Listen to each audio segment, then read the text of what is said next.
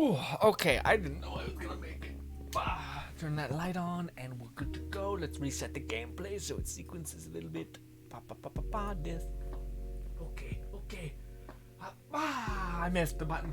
No, I missed again. There's a touch screen, okay? It doesn't click sometimes. Why?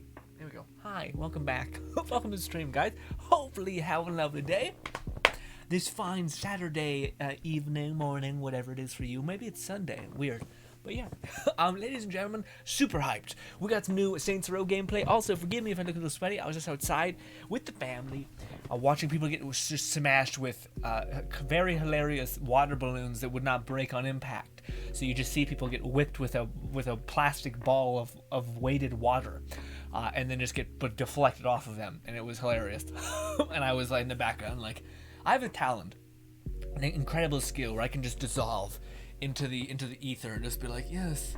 In fact, it's kind of a sad thing actually. Also, so many times I've heard from people be like, "You were there?" And I'm like, "I was there the whole time." The whole time. It's a skill and a curse. Anyways, sorry. How are your guys' days going? Also, a few times where you guys see my actual legs. I'm wearing shorts because it was hot as fuck outside. What is good, Lone Syndicate and our boy Fluff doing? What the fuck is this? Is this a little? Looks like a bird with oh dude, you know what that looks like, Fluff? I can barely see it because it's a million miles away. But that little emote looks like it's like very much a people gave up essentially. But it's like, you know how there's animal human hybrids in anime, D&D, all of these things. Well, there's this one that I've always hated so much, but it's basically like a person who is just normal. But instead of and they're half bird, but instead of giving them like bird wings or something, they give them like just bird wings as ears, but it makes no sense. It makes like, what happened? Or some genetic nightmare hell happened. This is not meant to be. This is like pollution, a genetic outcome, not like a biological hybridization. You know what I mean? Horrible. But yeah, it looks like a person with little angel wings or little bird wings on the sides of their head, like ears. Which is, again, doesn't make any sense. But anyway, how you guys going? How is your Saturday evening? Also, can you guys hear music? You guys can. I just hear my nonsense self yelling at myself. Lone Syndicate says, hello, and how are you today, Grin? I'm doing fantastic now that you're here, Lone Syndicate and Fluff, and everybody else who may be here lurking. Hiya, I'm doing good. I'm doing pretty good. Feeling okay. It's been a while since I made a video, which you guys may have been able to tell, Yes, sometimes sometimes I'm just like, I have too much to say at you, which is, most times. But recently, me basically reading so much of this course bullshittery, it's actually really great and helpful. But it's left me basically not having an outlet to like create and have fun in that regard. So yes, a little more talkative these sessions. But yes. Fluff says, surprisingly cool today, yesterday, but it's going to be mid-high 90 for Saturday and Sunday, or sorry, Sunday and Friday. Golly, that's crazy. Also, it bounces? Weird as hell. I imagine this is the sea of gifted emotes, mayhaps, by various VTubers with various aesthetic.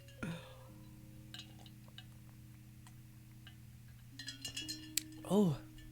Also, this is basically, man, I don't know, as much as I do appreciate Game Informer quite a bit for like having these exclusives, just having the gameplay to see it, I will say, man, a lot of times like this, like the guy just aimed and he like aimed downwards and he just went, started aiming at the tires, and you're like, you can aim, you can adjust a little bit, but then he later tells like what happened. And essentially in this gameplay clip that you guys are seeing right here, there's like a new auto lock system in the game, but it looks awful. like GTA had this weird like auto locking system where you just auto lock to the head, and it kind of made it feel really satisfying. And yeah, but there was like a cover system, so you like kind of didn't need to use that. You kind of peek around a corner, then actually shoot, like aim with your crosshair, line it up, and then shoot. Whereas in Saints Row, they've done not that. It's just like you hard lock onto an enemy's chest, and you kind of just sit there and shoot them until they're dead. But you see like a big ass health bar. You can just, I think that's protocol number 1 when we get into this game. Turn off auto lock, turn off health bar. We'll figure it out. Shoot it until it's dead. That kind of whole thing. I hope to God they give us that ability. Carthage, I'm caught up with that book. I will say you confused the fuck out of me. I did read it all. I had to read it like 3 times because I was absolutely lost. You kept saying, I thought that for a while there when I was reading, the main character was in fact a dude, and then you kept saying like douchebag, and I'm like, is there like a friend here that we don't know about? And then I parsed it out that, okay, no, you're meaning there's a woman who's the main character. She has a crush that's not the person. I get where it ended up. Okay, where it ended up is basically the cool scenario of a video game. It's kind of like well, let me make sure everyone's part of the conversation. Carthage basically told me about this book he's reading, which is, the premise is aliens came to our planet, realized we were not worth saving, left, but then gave us a gift, which is basically like this dreamscape kind of game place where you can only access it through your dreams. This like kind of fucking, I don't know, Niflheim or whatever, some sort of other plane of existence where you don't die if you get into it or anything like that, but this secret dreamland you can basically gain powers, go adventuring, and gain power from. And then you can bring some of that power into the real world. So these people called players are actually like renowned and I imagine coveted and wanted by various agencies and all these things. So that's neat. The cool premise for a book. But where I'm still, I think I get it. It's been a bit since I've read it or read an interpretation of what happened. But basically, long story short, there's this lady. She's into some sort of criminal, but like not so criminal stuff. She's kind of like a kid getting in her foot in like some bullshittery, like, you know, basically like a contract, like works for the mafia, but also works as like a dry cleaner. So she's kind of like pulled in 2 directions, it seems. She's in high school as well, something like that. She loses some sort of application for a college thing. Then another character essentially gets what is called a subscription to this world, this alien left behind world where like human beings can like get better. So you have to get a subscription. Apparently it's on the black market where you can get access to this. Anyways, long story short, the main character comes into possession of said subscription, goes into the world, starts kicking some ass because she was trained by a mafia person, because she is both working at like a convenience store, dry cleaner, whatever, minuscule, whatever the baseline job is. And then she has this mafia boss and like corrupt-ish, kind of like dipping her toe into like some sort of criminal enterprise. And the mafia boss trained her in combat, so she has a proclivity for violence and whatnot in like baseline skill, whereas the person who also went into the special alien D&D sesh, we'll say, basically got super amped up. The people are loving her because she's innately talented, which is not the case. She just has like a background in this kind of shittery, or like a talent, like she's been developing these kind of things for a while. It seems like that's my inclination of what Carthage is telling me. Second thing, she ends up going through the classic story arc, getting stronger, getting various elements. I don't think she's gotten overpowered yet. But I'll be honest, Carthage, where the book starts to lose me is the real world element, kind of, although I could see that being really cool. Yeah, because basically what happens is there's like the gaming world where she's found a guild, she's kicking ass, taking names. There's a lot of like subplot happening with like a weird love interest, but not for her. It's for maybe her love. Oh fuck, I don't know. Anyways, but what do you call it? The one thing that to me seems a little bit not as fun is they go into the real world. And as much as I think that could be really fun, because theoretically it's like a D&D thing that you actually get to reclaim the power you coveted whilst being in this session, which is cool. But the way they do it is kind of like, oh, there's some random mysterious guy trying to kill her, and then I just feel anxious. Like, I don't like that. To me, that's where the story of what is it called? Solo Leveling was so endearing to me, which is like the guy not only gets to like goes into the deep end and becomes like a god in the real world and a god within the other outcome. And maybe she heads that way too, but right now it feels like, I don't know, like feeling that anxiety, especially when it's like you've survived being killed by a dragon or something, but then in the real world guys came at you with guns and you barely made it out alive, and I'm like, I feel like it makes me feel anxious, and I'm like, if you're killing dragons and shit, I want you to be nuking shit in the real world. But anyways, let's see what Carthage did, because that was my very sloppy and not satisfactory rendition of the book that he told me about. Also, by the way, Carthage came in here massive with a tier 1 sub and subscribe for 47 fucking months. I can't. That's so crazy, Carthage. Thank you so much. Let me catch him on everything else that I missed because it's Saturday stream. Goddamn. Yes, we have plenty of time. Fluff says, I read that it's going to be hot as hell, but on tomorrow and the day after. Fluff says, the whole week, Sunday throughout next Friday, I may just melt. I bid you all farewell. Not just don't say you will survive, you have to survive. But yes, I do, I'm saying for us, it's going to get real hot real fast. And I think I actually might be dealing with a whole ass thing next week as well. Carthage says, I have come to derail your current topic and ask your opinion on my new book. I love the premise, love the baseline setup. The only thing I worry about is I'm not a fan of the like mafia tension, but I guess it could get cool. I guess the real world, like the story of like her being in the like alien dreamscape that's getting her like actually giving her real world power is cool, but the real world power thing of like her being in a mafia guild and then like her like her sister almost getting killed, I know that seems like, I bet that's like the tension building, but I don't really like the tension building. I kind of feel like, to me, like especially like the mafia bot, like to me it's just like one of those instances of like the whole criminal element that is like specifically like the guppy, like the thrall criminal element in storytelling has always left me feeling like I don't like the character. Like you're making horrible choices and there's a mob. So that like you have a sister, okay, I've seen this story before. The mob's gonna capture the sister, force you to do what they want. You're gonna be at the behest of these people, you know. And maybe they do a cool 180 and she just fucking says, "No, I'm king, bitch," and then just like dominates. That'd be different. At least that'd be a different twist I wouldn't consider seeing, you know. But that's my worry, Carthage, about the real world application. I worry that I'm gonna see the story that is always mafia criminal boss, which is like a lot of heart wrench, a lot of. Like, you know, oh, the guy who was looking out for you actually is a shitty person or something. I don't know. Crazy. Stuff like that, you know?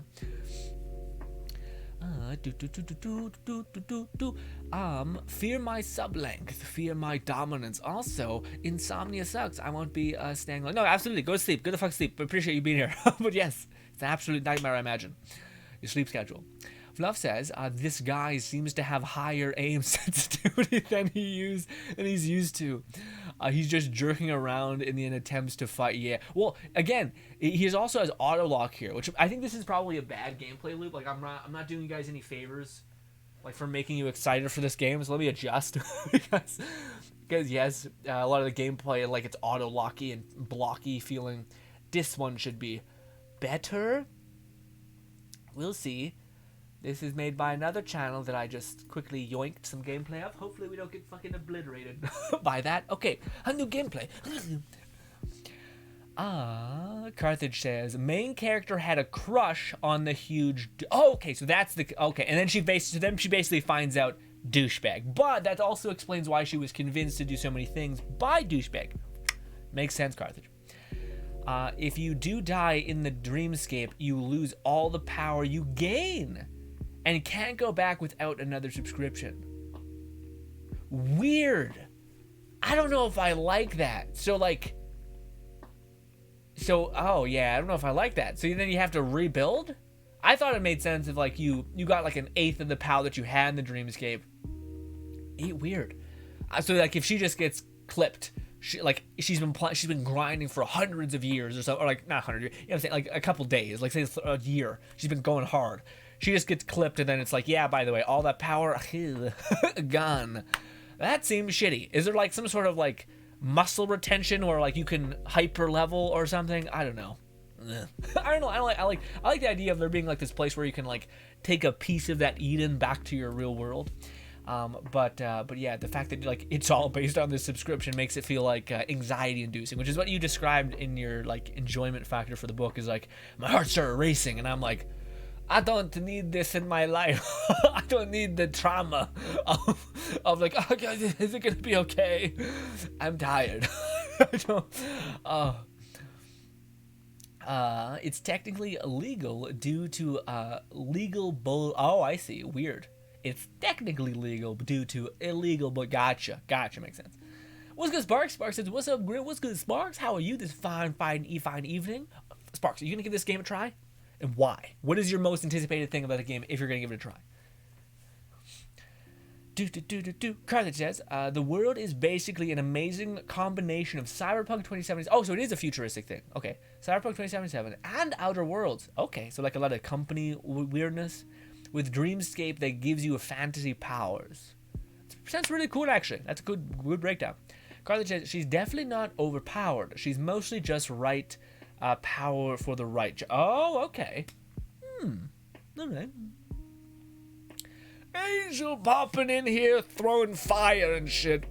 Is this gameplay better? Truth be told, I haven't seen this one. So yes, I can only infer a little bit. We are getting lit up in this gameplay, though. Yeah, now, again, what is... dude, I don't mean to be this guy, but, like... Man, game journalists are really, like... how do I put it? Ushered in to the to this. Like, you think there'd be a youngin who's like, you know, guys, maybe we should not have auto-locking shit that makes it look super jarring. Like, just by you aiming, your camera snaps onto an enemy and you're like, fuck. Instead, why not actually aim? Like, I miss the like grace and validity of E3 showcases, which is this guy who basically is doing this. Just like, oh my god, like it's literally that what is it, Jurassic? No, it's not. It's the Gremlins, whatever the fucking that show is called. Like, oh my god, he's looking around. Except he's more terrified. Anyway, point being, yeah, we don't get that anymore. Also, that is one beefy ass boy, man. To me, there's nothing that stands out more than like bigness than a dude with a big ass back. God damn. Sorry. Spark says, a wife and I switched jobs. Ooh, what are you doing? Cooking and cleaning. Ooh, gotcha. Is so much better than mowing the lawn in 100 degrees temperature. You're an evil man, Sparks. You're an evil man.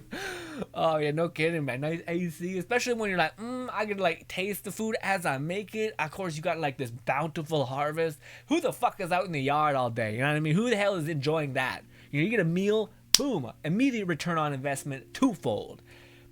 When you're sitting there, what do you call it, in the yard mowing, it's like, yay. When we go outside for 2 seconds, we can be like, neat. You know, we do it because we have dogs, and we don't want to have the grass get too long because then it's impossible to pick up the poo. It's the worst, or whatever, you know. 1,000 reasons, but a good man, Sparks. 5D chats. Carthage says, main character is only killing mostly regular stuff.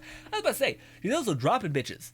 Like, yeah, you're dropping that, like, kind of, seemed like she just kind of puttered along that idea of, like, yeah, she's just actually killing human beings, and it's like, all right.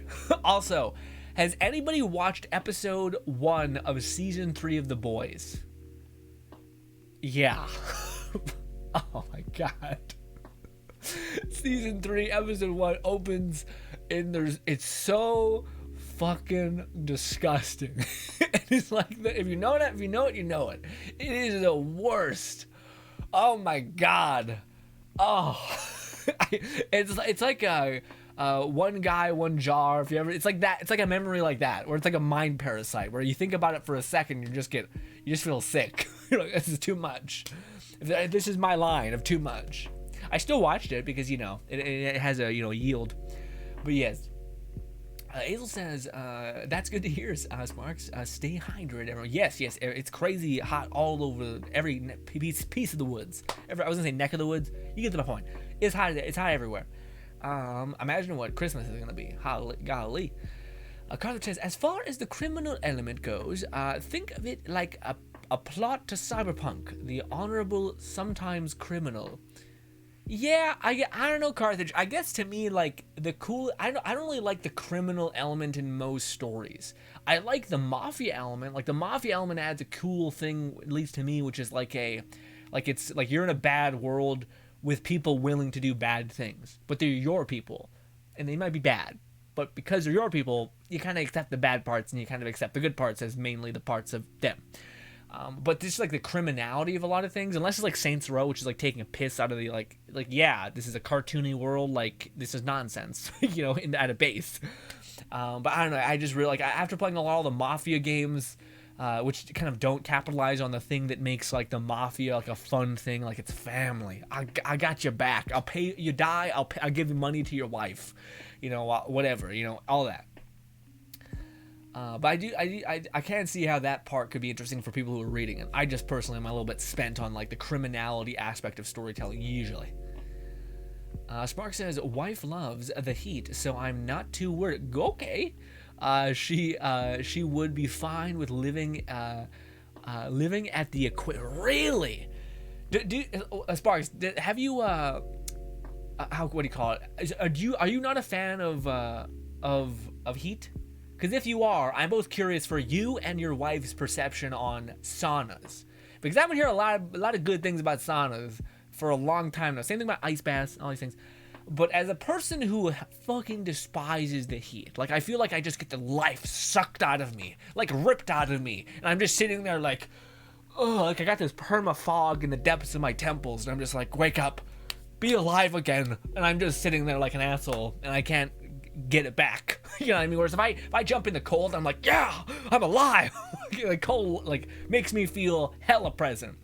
But I hear a lot of good things about the sauna thing. I think maybe if you like have it before you like go to sleep, but then also I hate going to sleep hot. And also, you know, an ice bath is just a lot.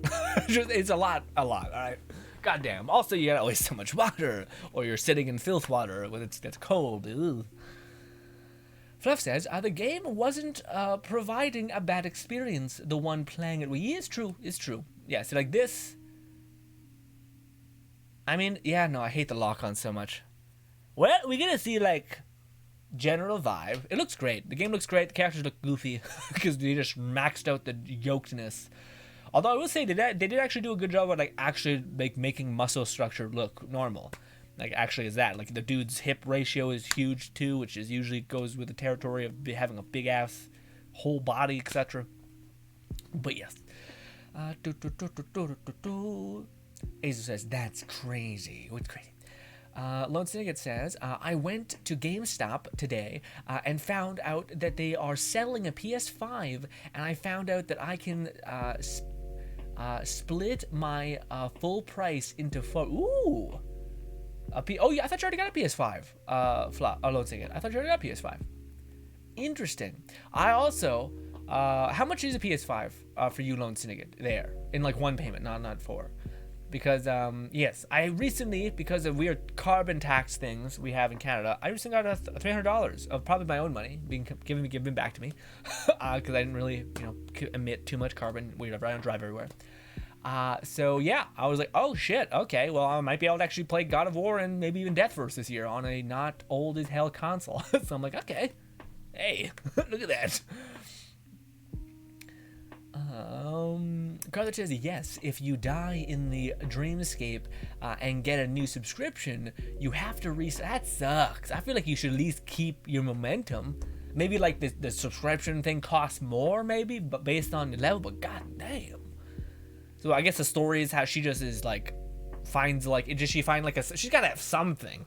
Like that would be really cool if there was like the main character found the thing that made her like able to basically be endless, you know, like she didn't have to get a new, like, or at least she kept her momentum, you know, she like, yes, if she died, she had to find another subscription, but she could pick up where she left off, or even pick up like 10% less than what she had, but still there, because that to me is just like, that's too much anxiety to me. Like, I know that's like probably their way of being like, how can we give the story and like instances depth without like making it, using a trope that everyone's seen, death, as like a, yeah, but no, it's like, no, you lose everything you gain here, and I'm like, that seems not so good. That seems like I want them to have a backbone of power rather than like this anxiety driven thing. But I understand how that could be cool. Azel says, I hate the heat. Not only does my sugar get low, but a lot, sugar go low, and a lot, but I get easy irritation. Yes, no, that's totally a thing. I think I don't know what it was, but there's something I think I've heard on a podcast a millennia ago about like the structure of why that happens, of like when you're like, it's like the various things that go within your brain. Like I think it's when you get hot, your body has the reaction to like go somewhere or like get away from people or something like that. Yeah, like I think it's like when you're cold, you tend to want to like cuddle with someone or get close to something or like go in, yeah. but when you're hot, you want to literally spread it. I think it's literally how molecules work or whatever. But nah, I don't know. Something I don't think that was it. But there was something in regards to like your mental state as you get warmer. Also, ladies and gentlemen, I think I drank too much coffee today because my eye keeps doing this. It's like little tiny little pulses, and I'm like, yeah. Carthage says, oh yes, you'd keep the muscle memory, just maybe not have the strength and speed you'd use. I mean, I guess that's cool, Carthage, because you kind of are, like in the story, you'd have to balance out, like, do you want to go as hard as possible, and then take, like, really easy missions, and then just, like, never log in again, and just permanently have this, like, god-tier strength, you know? Fluff says, I'm going to find something to eat, so back in a jiffy. Love Jiffy. Love it. Spark says, what game is this? This is Saints Row Reboot. Yes. Basically playing the Saints Row games. Except this one, I will say, this one seems way more, like good on them to kind of, like, in a way, up the ante. Which in the previous Saints Row games, it kind of had, like, conquest was kind of tied to stories, which I still think it somewhat is. But I do think, like, there's something called criminal masterminds in this thing, where you can basically go to a location on the map and, like, set up a like, you conquer a region, and then you do all these activities, and then you get a portion of that region, and I imagine a portion of the influence, like money and stuff. So there's a more, like, gamification of conquest, which I think was, like, an aspect of the game that was unique to Saints Row that not many games have done. And that's why if I looked in the comments of all of these Saints Row games now, which is hilarious, because when this game was first announced, people were super bitter and not happy about it, but because we're in such, like, a lull, and because I don't think there's been a game like this in a long time, I think people are actually way more open to it. Like a conquest game, etc. Like, that's something I heard in review copy preview things where people were like, but this game is like, this game is like something, they haven't changed much, like it's Saints Row 2. And then a person, like, who was interviewing the guy was like, actually, dude, like, to me, like, there's not many games that have done this in a while, like, not like, hey, conquest a map, especially not with a goofy fun twist. Like, the only thing I can remember in recent memory was, like, maybe Mafia, Mafia did a little bit of that, but not quite as much as you'd want, I think. Also, thank you, Sparks, for hucking rocks at me. Thank you for the rubber rock. Azel says, that's why I was happy when I switched to another school, because it's in, because it's the one I was working on doesn't have an AC. Ooh, yeah, that's horrible, Azel. God damn, yeah, that's terrible. It's one thing to, like, it's one thing for you to live in a hot place, but for you to have no respite, like, you can survive if you have AC in a house, and you go in, you cool down, you go back into the hellscape that is the heat, you drink a lot of water, you come back in, you cool down again. But just the fact that you're like, yeah, no, you're stuck in the heat, there's no respite, drink water and hope your body can cool down, or else you're gonna have a heat stroke. It's like, what? What? Spark says, I love the cold and hate the heat, but I absolutely love the sauna. They make you feel great after. Okay, Sparks. Interesting. I don't remember the last time I had a sauna. I think I was when I was a kid. And I just remember, like, you suck in, like, it's such a different feeling to suck in hot air. Like, to the point where you're like, like, normally, like, breathing oxygen in is a way of cooling yourself, because you're, like, taking in hot air and you're circulating not hot air, taking in air and you're circulating whatever temperature of that air into your body to some extent. Maybe cooling it, maybe increasing its heat. But when it's that hot, you're just like, I'm just burning myself. I'm just burning my esophagus, everything. Also, oh my god, there's like, it's like no audio. Why is there no audio, really? There we go. Or maybe no, maybe we're just taking a little bit of time to cook, like, jump on in. Yeah, it might have been just taking a long time to jump in. Never mind. But thank you for replying, Carthage. Sparks. I mean, yeah, that's really. I'm curious about how that would play with me then. So you like saunas? As a person who likes cold and despises heat, you like saunas are pretty good. Okay. Carthage says, you would hate it in Taiwan, Grin. It's super hot and super humid. Yeah, I know. I hear that a lot. I hear people, like, say, like, that's what I was watching a PewDiePie video, and that's what everyone's saying in the comments, like, you don't know heat. You didn't know heat. But then there's also people who, like, yeah, I don't know anyone who is, how do I put it? I think I don't know. I've been in a place which is Portugal, which I'm not sure where Portugal lines up in the hot range, but at least when we were there, it felt freakish. Like, I remember there was my grandma had this, like, deck, like, at the very top of her house. It was weird. It was like a tiny little deck, like maybe like a human body width and length, if that gives you any metric. Real weird. Anyways, you go up there and it had like tiled, like a little tiled awning or whatever, like just a place. If you went up there, you would just get severe burns on your feet because it was that hot from the sun just cooking the shit out of that. Also, you just die. It's just so hot. It's just hot. You can cook anything there, or not cook anything there. Sorry, you can like grow anything there because it's like mostly hot as fuck all year round. You know. Carthage says, you would hate... Oh, right, that. Azel says, I hate the heat, but I do enjoy a sauna. Okay, Azel too? Okay. You know what's surprising? I thought saunas would run you like 8... I thought they were like rich people thing, which they probably are. But like surprisingly, you could see a sauna, which you probably have to build and like do all the other things. It's also basically like a shower. You're like in a hot... two people thing, like a bench basically, in like a very close proximity. But it was like $2,000. That was well, like, oh, okay. I thought it'd be extremely expensive. Now again, granted, probably just bare minimum shitty thing. You're basically sticky. Like there's also ones you can get on Amazon, which are like sitting in like a weird fucking, I imagine just disgusting, like a plastic bag essentially. Ugh. Carthage says, did you hear that Anthem was being sold at GameStop for 1 penny? Basically the last attempt to sell the game before it became too much trouble to keep them on the shelves. Carthage, they should just be giving those away at this point. I'm not sure. 1 penny? So you could literally just come in there with $1 and be like, I'll take all of it. What? It would be crazy. Also, man, I don't even know if it's worth that. Like, yeah. That game had so much cool potential and just, I guess there is a story element to it, so I guess it's, but also you can just download it. You can just download the game. What are you doing? What's good, Pickle? Or no, it's Lex. Oh my god, Pickle. What's good, Lex? Lex says, what's up? What's good, Lex? How are you?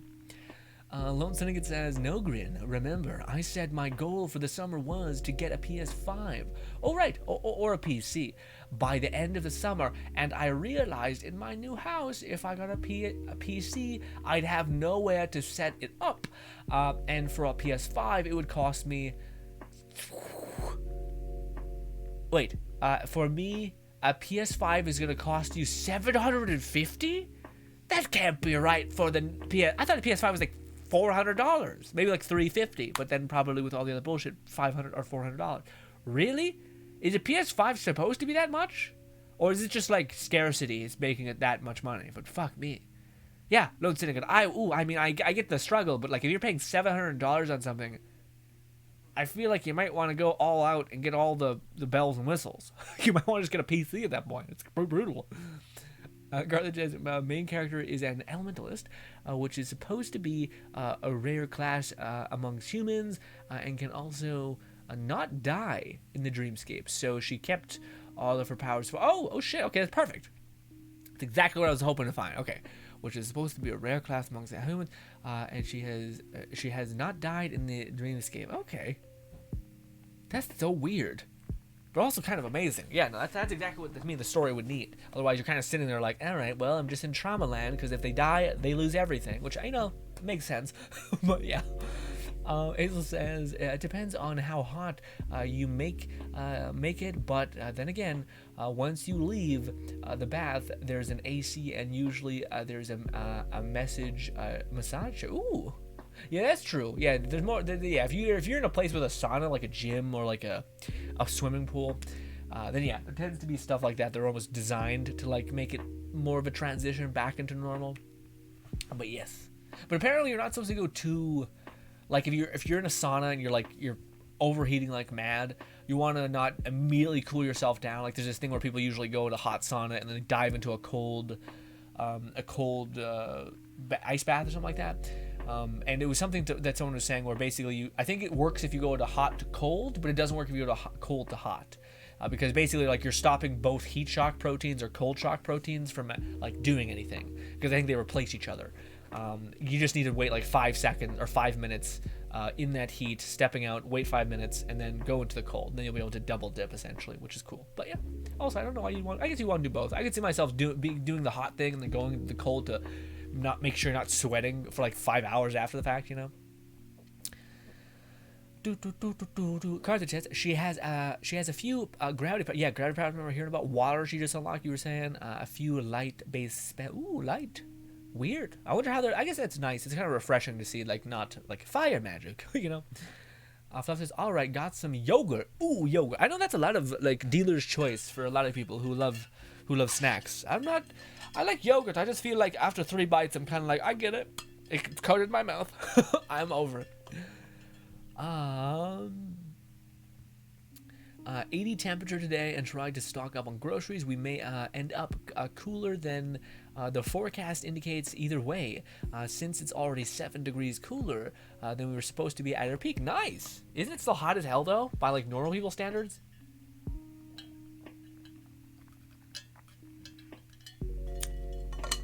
Oh, that's delicious. Carthage, I never got to ask you this. I'm pretty sure probably tuned out at this point because I'm kind of trying to sleep, Griff. But maybe I asked you this. Have you ever tried any of those Gamer Sub things? Gamer Fuel, Advanced GG, G Fuel, those things? What do you think about them? Fluff says, the last time I enjoyed the heat was when I was treating my kidney pain.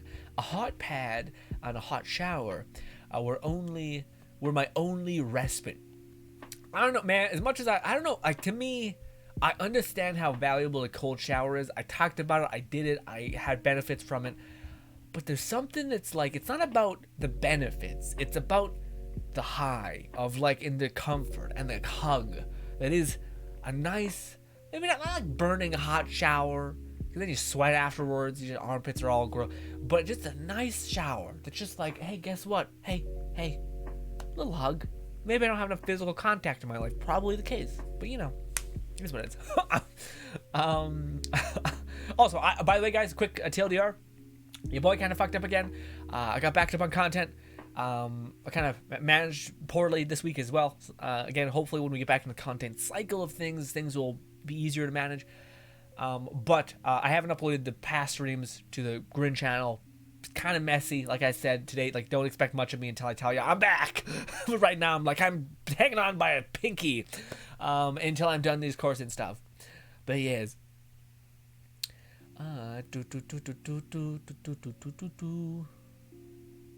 Spark says, I sit in the sauna at my gym after completing a workout. Yes, you get those heat shock proteins.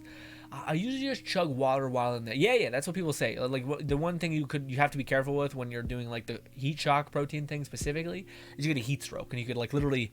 Heat stroke is extremely dangerous because you can literally lose brain cells. Like, you can lose the neurology or whatever, the connecting threads. It's really bad. But if you drink water, it's almost impossible for that to happen. Like, if you drink a shit ton of water, as long as you're not like completely going to like the surface of the sun level of heat, you still want to get hot, but you just don't want to get to the point where you're starting to get all fucked up and your body literally can't cool itself quick enough. Which is why, same as cold showers, you got to kind of work your way up to it. But yes. Spark says, I feel great and I loosens all of your muscles and joints. I started setting in them when I was 14 in the gym. Oh, goddamn. Also, how long do you stay in there, Sparks? I'm curious. Just move to Arizona if you want to live in a sauna. Yeah, man. That's the old people nation, right? That in Italy. Or is it Italy? Maybe Italy. Yeah, it's just like the capital of like old people go there because it's hot and you're cold as fuck when you get older because your body stops caring to defend you and heat up. Yes. Also at that point you're like, you know what? Fuck the cancer. Hit me with it. I'm getting old. I want to die anyway. Sparks the Carthage says, for a gravity spell, she has make heavy, make lighter, and the attack spells that push and pull every direction at once in a small area that gets bigger as she leaves the spell. For water spells, she has a tentacle that acts as another hand. All right, and a spell almost instantly dehydrates a small area, including monsters or person. Okay. So do they get to carry any of those spells or magic into the real world, Carthage? Pressure Jet has done no damage, but pushes super hard for a light spell. Okay. I was going to ask something that I completely forgot while I was reading. It was about that. about this thing. I don't know. Carthage, have you you read a lot. I don't know if you've read manga as much. I think you probably chip away, but it could be a light novel as well.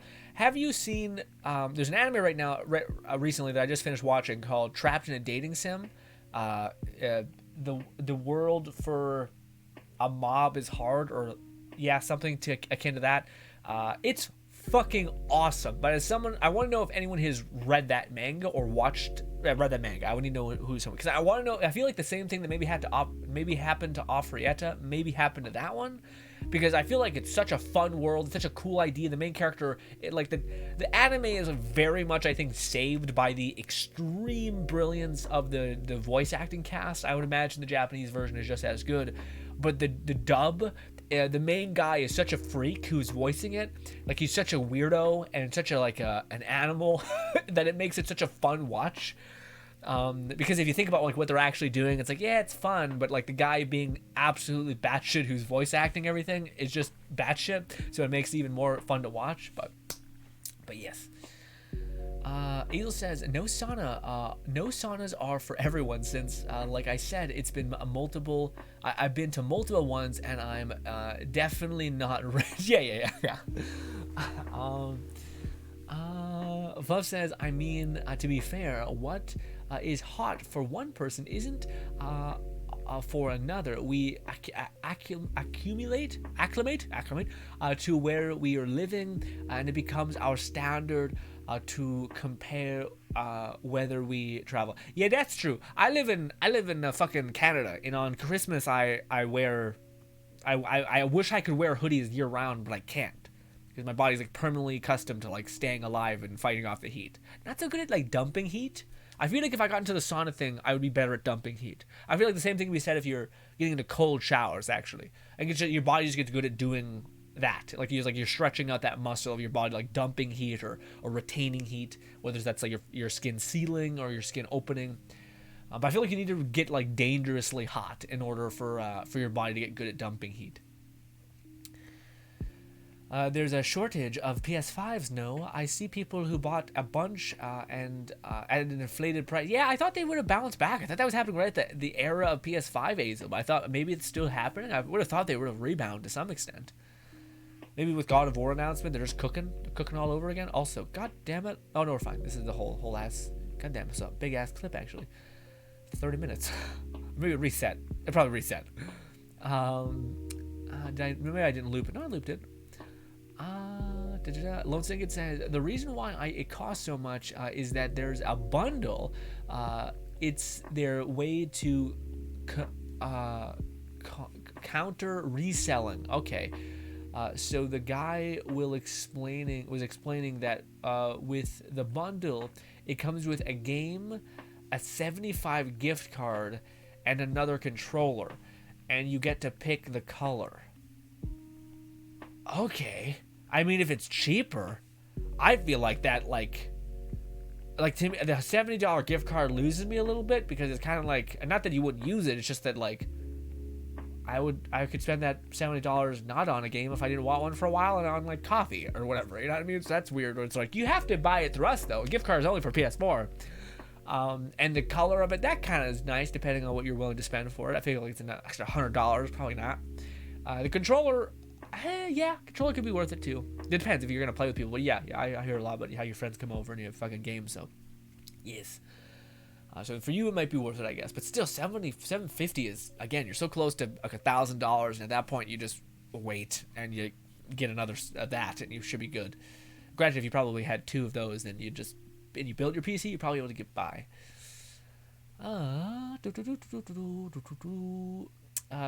Fluff says, it wouldn't be my first choice, honestly, but it's all we've got that isn't more toast or sardines. Oh, I see. So you wouldn't choose yogurt as your first choice either.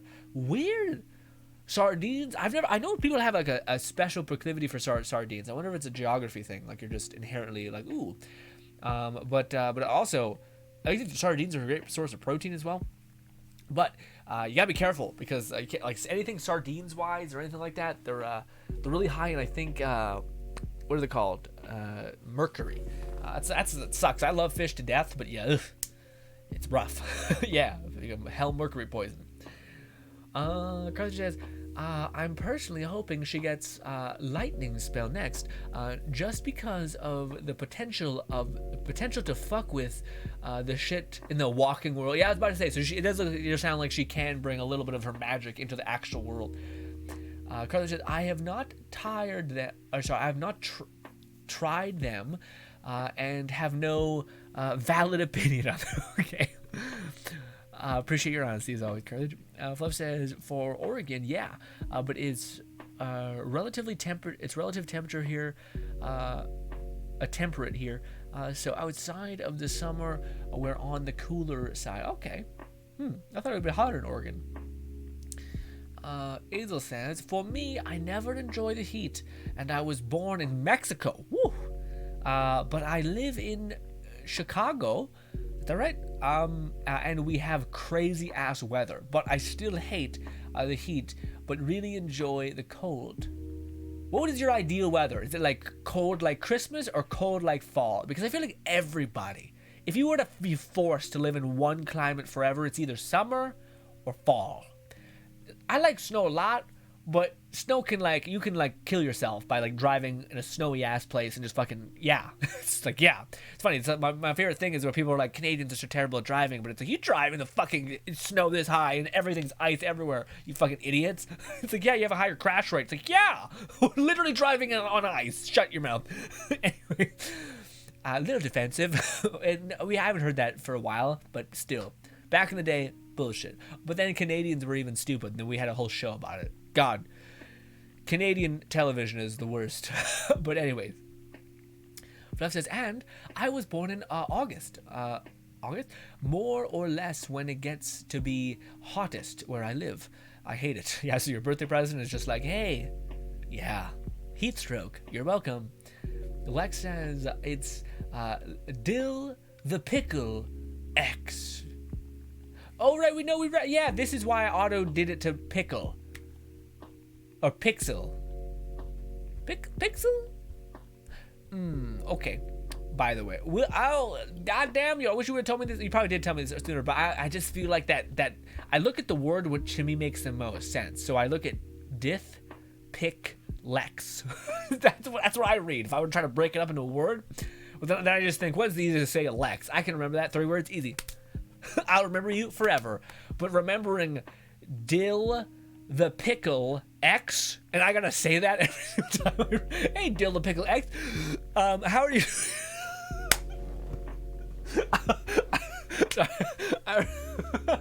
I really made myself out with the. I'm so sorry. Oh, I love me. Flo says, the other side, and otherwise, I don't enjoy when it gets warm, as it just makes me drowsy, but not comfortable. Yeah, I feel that. To me, yeah, it makes me feel the same way when I feel like my brain's cooked. It's the best way I can describe it. Like you're staticky. You're like kind of like, ugh. You know what I mean? Whereas I don't know, like when you throw a bunch of cold water in your face, you're like, yeah, like that's the same thing you feeling cold. Probably because your body's like, we better, start doing anything to not die. Spark says, about 30 to 40 minutes. Ooh, that's a good bit. Yeah, that's a shit ton of release. Sparks, what do you call it? Oh, man, Sparks. I don't know if it's probably too much, Sparks. But I have an aspiration to one day own a sauna. More than I do a pool. Which a pool would be okay, but sauna would be peak to me. To own a sauna. But the reason why I want to own it, I don't need to own it, but I was going to say that there's this. There was a study that I heard about in regards to, I watched a podcast where like a guy from Stanford, whoever, broke down all the benefits of sauna, all that stuff. But he talked about a study that they did, which was like one of the freakish, I think I maybe told some of you guys about this beforehand, but it was one of the more freakish studies that they ever did, where they found like in most like trials when it comes to this kind of stuff, like cold showers or cold baths or stuff like that, there's like maybe like a 5% increase, and then people put that or if it's a, what do you call it, gamer fuel, or like a pop, or like a kombucha, whatever this new trend is, it'll be like, this boosts calorie burning, And the reason why they can say that is because they did a study in which they were able to determine that it burns it by 1%, but technically it's true, so they can market that. But in this study, genuinely there was like a huge uptick, which is rare to find in any of these kind of like non-chemical synthetic intervention type of thing to gain a net advantage kind of study. And it was in regards to sauna, but when I tell you guys the premise of what you need to do in order to get the boon, it makes sense. It's quite the thing. So what they did is they got a group of people, to basically acclimate to long duration sauna, like what you said, about like 30 to 40 minutes. Except for them, they got it to the point where they could do an hour. So they could sit in a sauna that was uncomfortable enough to where they would start producing heat shock proteins, and then they would basically get them to go into the sauna, stay in there for an hour, then step out for I think 20 minutes or 10 minutes, and then they would have them go back in, stay in there for another hour, and then they would have them go wait again 10-20 minutes. I think it was 20 minutes. Then they would get them go. So they would do this for it would take probably half a day, 6 hours basically. So they'd get them to do this I think 3 or 4 times. So you're just dumping so much heat shock proteins, but the net cost of that was like a 30% increase in growth hormone. And I was like, God damn! You never see numbers like 30% ever in any of these studies, even with chemical intervention. It's absurd to get a 30% gain advantage, especially on growth hormone, which is something that you get when you're a teenager or when you're deadlifting like a fucking animal. And even then, it's 5%. But it's over months and months. That 5% being in your system has a huge gain. But in this specific instance, that was one of the freakish things. I don't know if it was exactly 30. I don't remember exactly the numbers. I just remember it was a stupid huge for the space of studies. It being, I don't know if you'd ever want to give that a run for your money to see if you could do that. That'd be like a workout and a challenge within itself to acclimate your body to be able to do that. You'd be like the best at dumping heat though. You'd be like a crazy by doing that.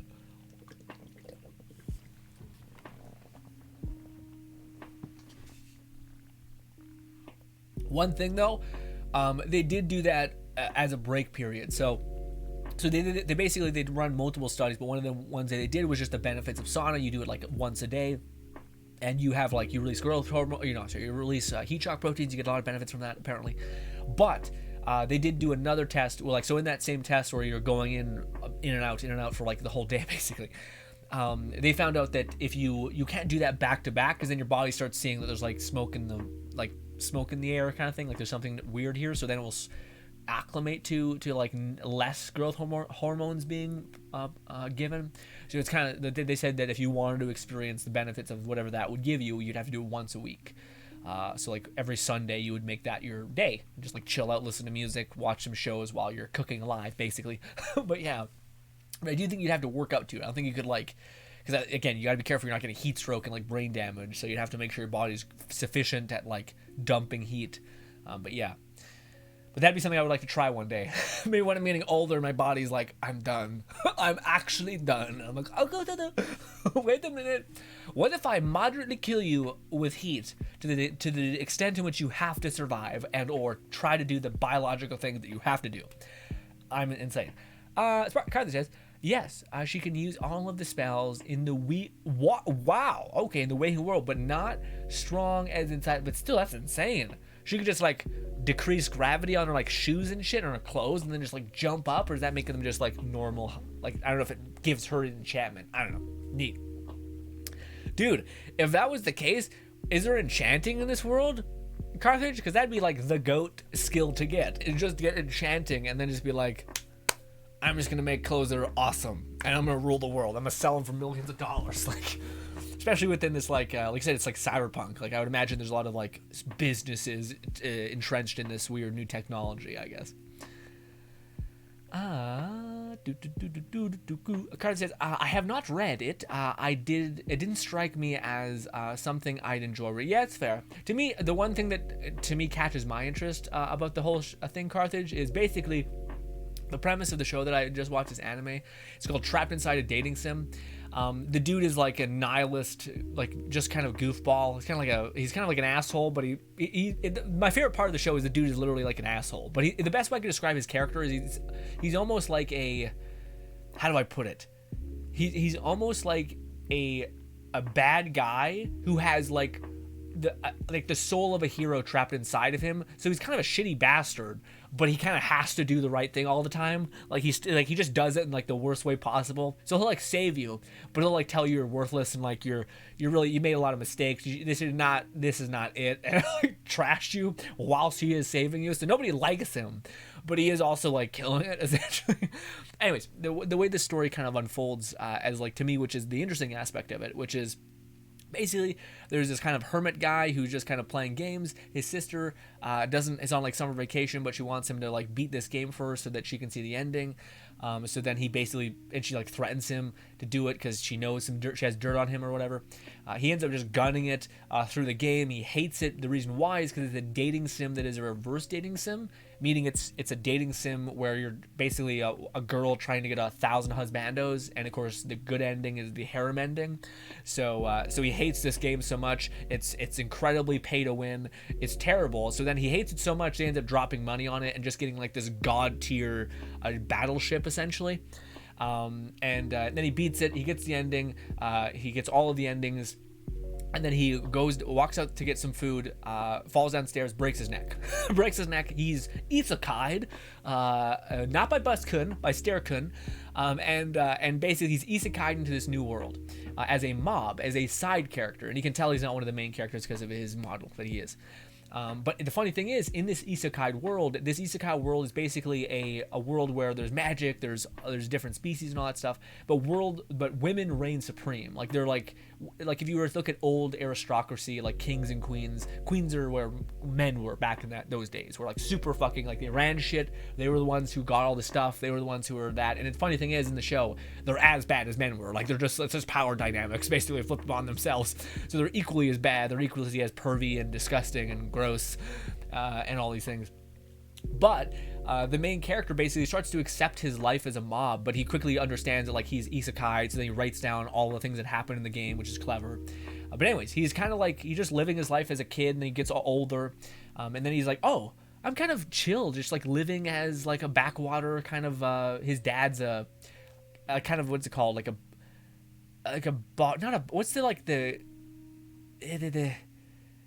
it's like not like a king, not nothing like that. It's like the underling, like the duke, or like a baron. That's what he is. His dad's like a baron, and his mom he's not really a baron. Anyways, getting confusing. Regardless, he's accepting his life as just like a nobody, which is really charming.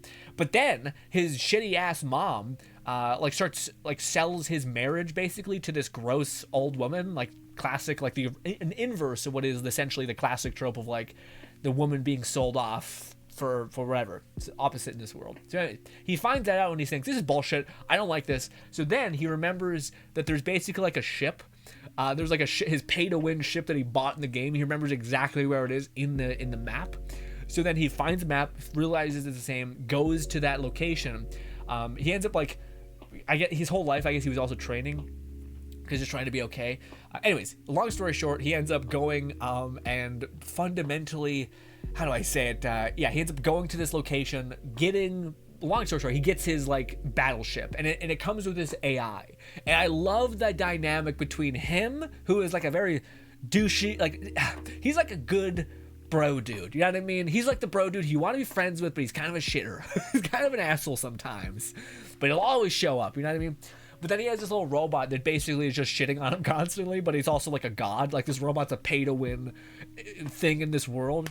The show just goes into weirdness there, where basically he's kind of in contention, where he finds himself going to this academy. He starts like leveling up in the rankings, but that's not the premise of the show. The premise is that he's like a side character, and there's this random other character that kind of takes the position of the like heroine in the game. So like the girl who's the harem king, essentially the harem girl, a queen, she ends up like taking this one girl's slot, and she's supposed to be the one that like has all the eyes of the princes in this academy. And then the main character's like, who the fuck is this person, and why is she like taking away the actual protagonist? And long story short, the side character ends up taking like a liking to the main character in the game. and like crazy stuff ensues. But it does stuff that I love and I haven't seen in a while, which is like the conquest. It does mecha. It does tech really cool. He like his like little robot guy like finds like a hovering piece of ground where it's a hovering not planet, but like this is the world filled with like little tiny colonies of like floating Earth, I guess, and he finds one.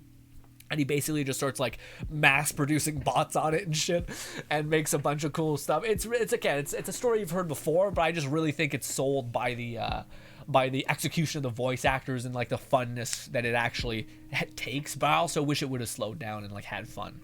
But if you haven't seen the anime, I think it's worth a couple episodes, probably until the point where he gets really shitty. When he gets into like the duel, which is I think in episode 4. That's where it starts to get fun because you get to actually see this guy who's like a unique character. But anyways, thank you for letting me talk about that for a while. Appreciate you. Yes. Fluff says, I'd say if the PS5 is better suited for your living space current situation, especially if you can pay it off in installments, go for it. Just hope it have enough games available for you to enjoy.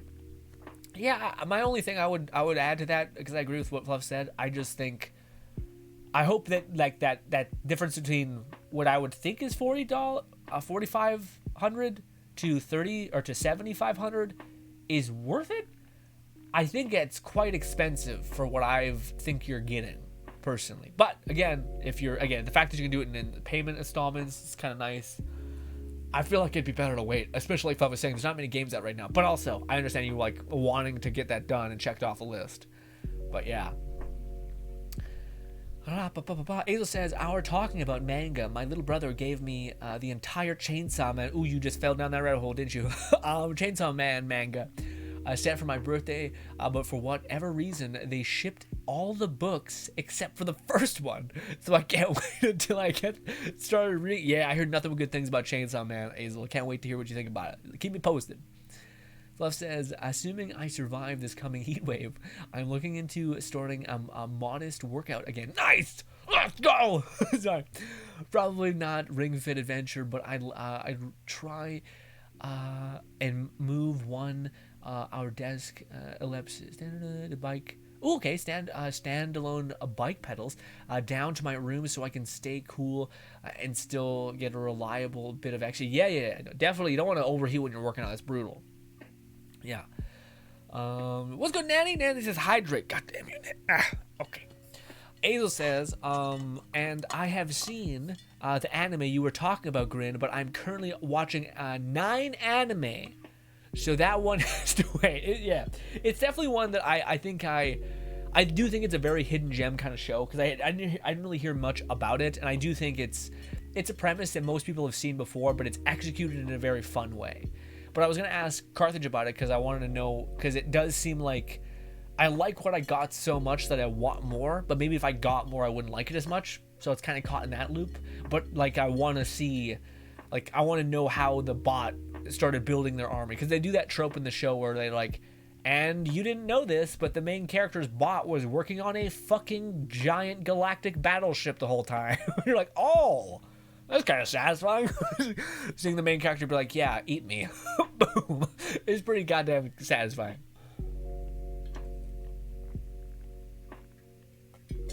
Also, it helped. I don't know many characters that are like the main character of that show, which is very like cocky bastard kind of idea, but actually backs it up. Not like there's plenty of cocky bastards who are delusional and who are just like constantly taking L's. This is one of those instances where the dude's a douche. Not a douche. Douche implies like a gym bro-y weirdness to it. He's I don't know what the right word to describe him is. Azel says, and I have seen the anime you were talking. Oh, right there. Current Watch 9. Lone Syndicate says, I saw some of the color options for controllers, and the red control looks so good. Yeah, I can see red always. Is it like a blood red like this?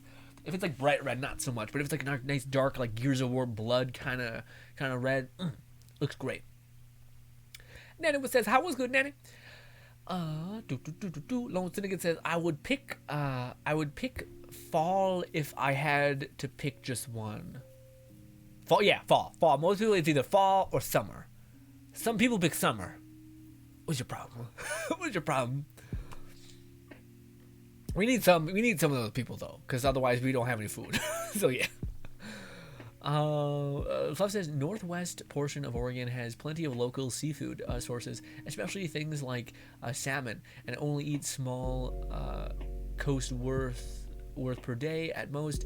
As for the temperature, it depends where the state was to maintain its 60-70 on average. Okay, east from mountains, most desert. Oof, God, yeah, if you're in a desert, that's something else. That's something else. Carthage says, I'd rather live in spring if I had to live in one season permanently. Yeah, there's Carthage, there's that person. Yeah. No, I'm kidding. It makes sense. Again, it adds up. But I'm also like, I don't know, something about fall to me, which is just like, I can wear a sweater. I think that it looks beautiful. It looks like, yeah. I would rather live in a saturated world than a bright world. That makes any sense. Azel says fall would be my yeah. I think a majority of people like fall because it's just like fall. It's not really a negative besides like not being able to get food. You know? But summer there's a clear like too much, too much. Yeah, granted it can rain maybe too much sometimes, but I don't know if we can ever do that. Dill is fine. Okay, Dill. I'm gonna go with that then, Dill. Fluff says fall would be mine as well. Says Fluff.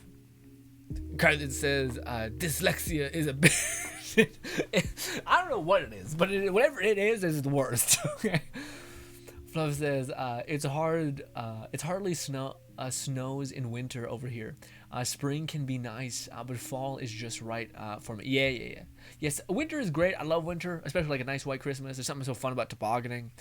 Also, something so like absolutely murderous about tobogganing as well. But yeah.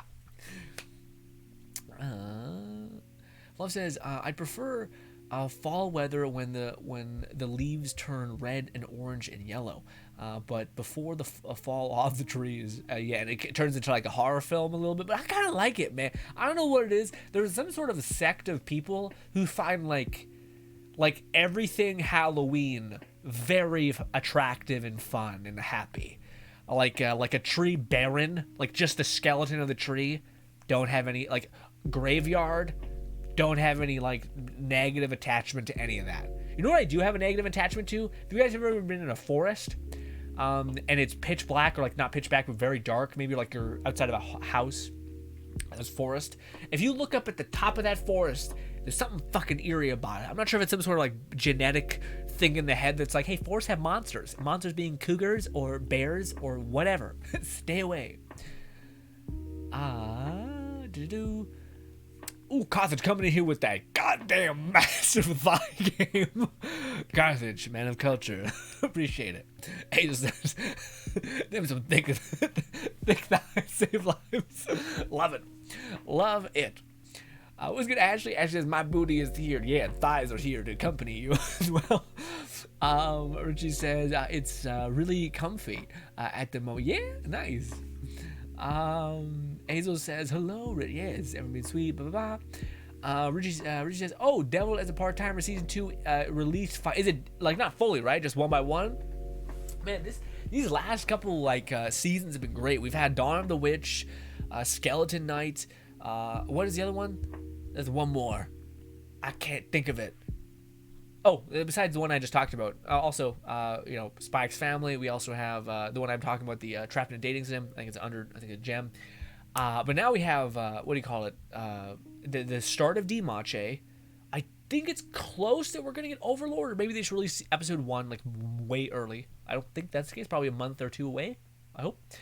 And now we're getting that. Devil Works as a part-timer. I think we're getting one more. But like it seems like the fucking anime season has been hella optimal recently, right? It feels like there's always a lot of good options, where sometimes you go like a month and you're like, we got like a weird super serious and depressing mecha show where like they're dying by droves and it's depressing, but kind of a fun world. But like, oh Jesus Christ. How do you feel about episode 1, Richie? First of all, about Devil Works as a part-timer. Have you seen episode 1 of the new season? Because I wonder how they manage with the art style, because I do think they had to tone down the budget maybe. Although that was released like 2 years ago that we heard that was greenlit, and it got delayed like crazy, I thought. Richie says, also, is the Running Pickle Girls and Dungeons Season 4 has started here. I know, I've seen it a little bit. I haven't not seen it, though, but I'm so excited. This is the Juggernaut phase, which Carthage has told me ad nauseum about. The Juggernaut phase of D-Mache, which I still don't know a lot about, but I do think this is where we get the mic drop moment about certain characters. Maybe Farah, I think is her name is. Is it Farah? The weird one. The one that's like all about him.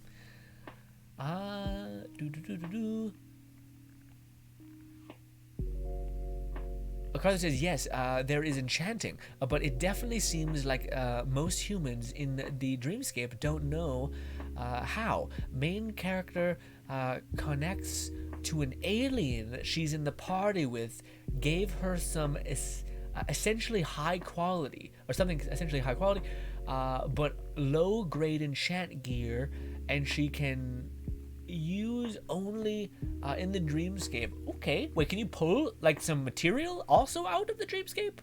Like, can you pull like diamond or something that you find in there? That's crazy. Richie says also, all right, read that. Carthage says there's an amazing she's amazing at this at the stuff. It feels like her alien friends are doing too much for her. Oh, okay, so is that what the premise is? So the people in this dreamscape are actually just like other aliens trying to like nudge humanity in the right direction?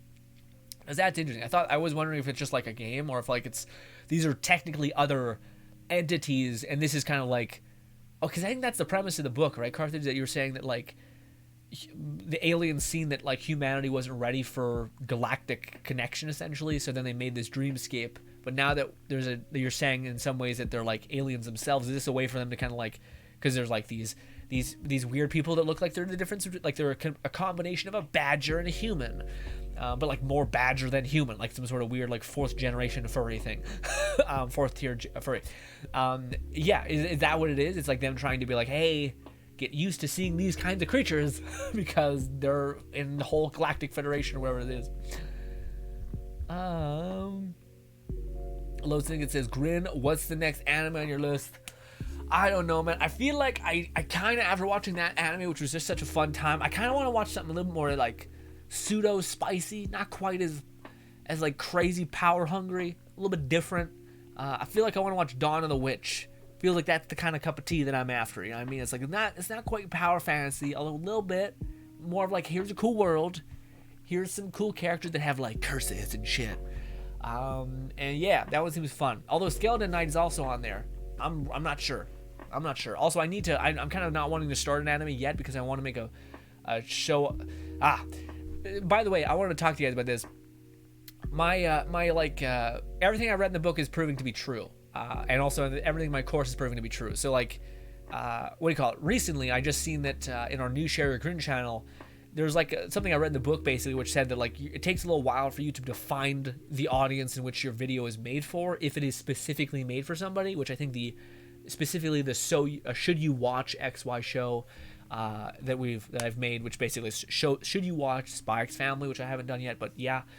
That did it. It was able to like exactly. I seen that exact pattern that I was told was going to happen, and yeah, so that worked. But I'm also again trying to like do the Brothers GRINN channel first, and then I'll move on to the Share GRINN channel, and then I'll do all this other stuff. But I might have to also do a little bit of all of them instead of one all the time, because I can't really.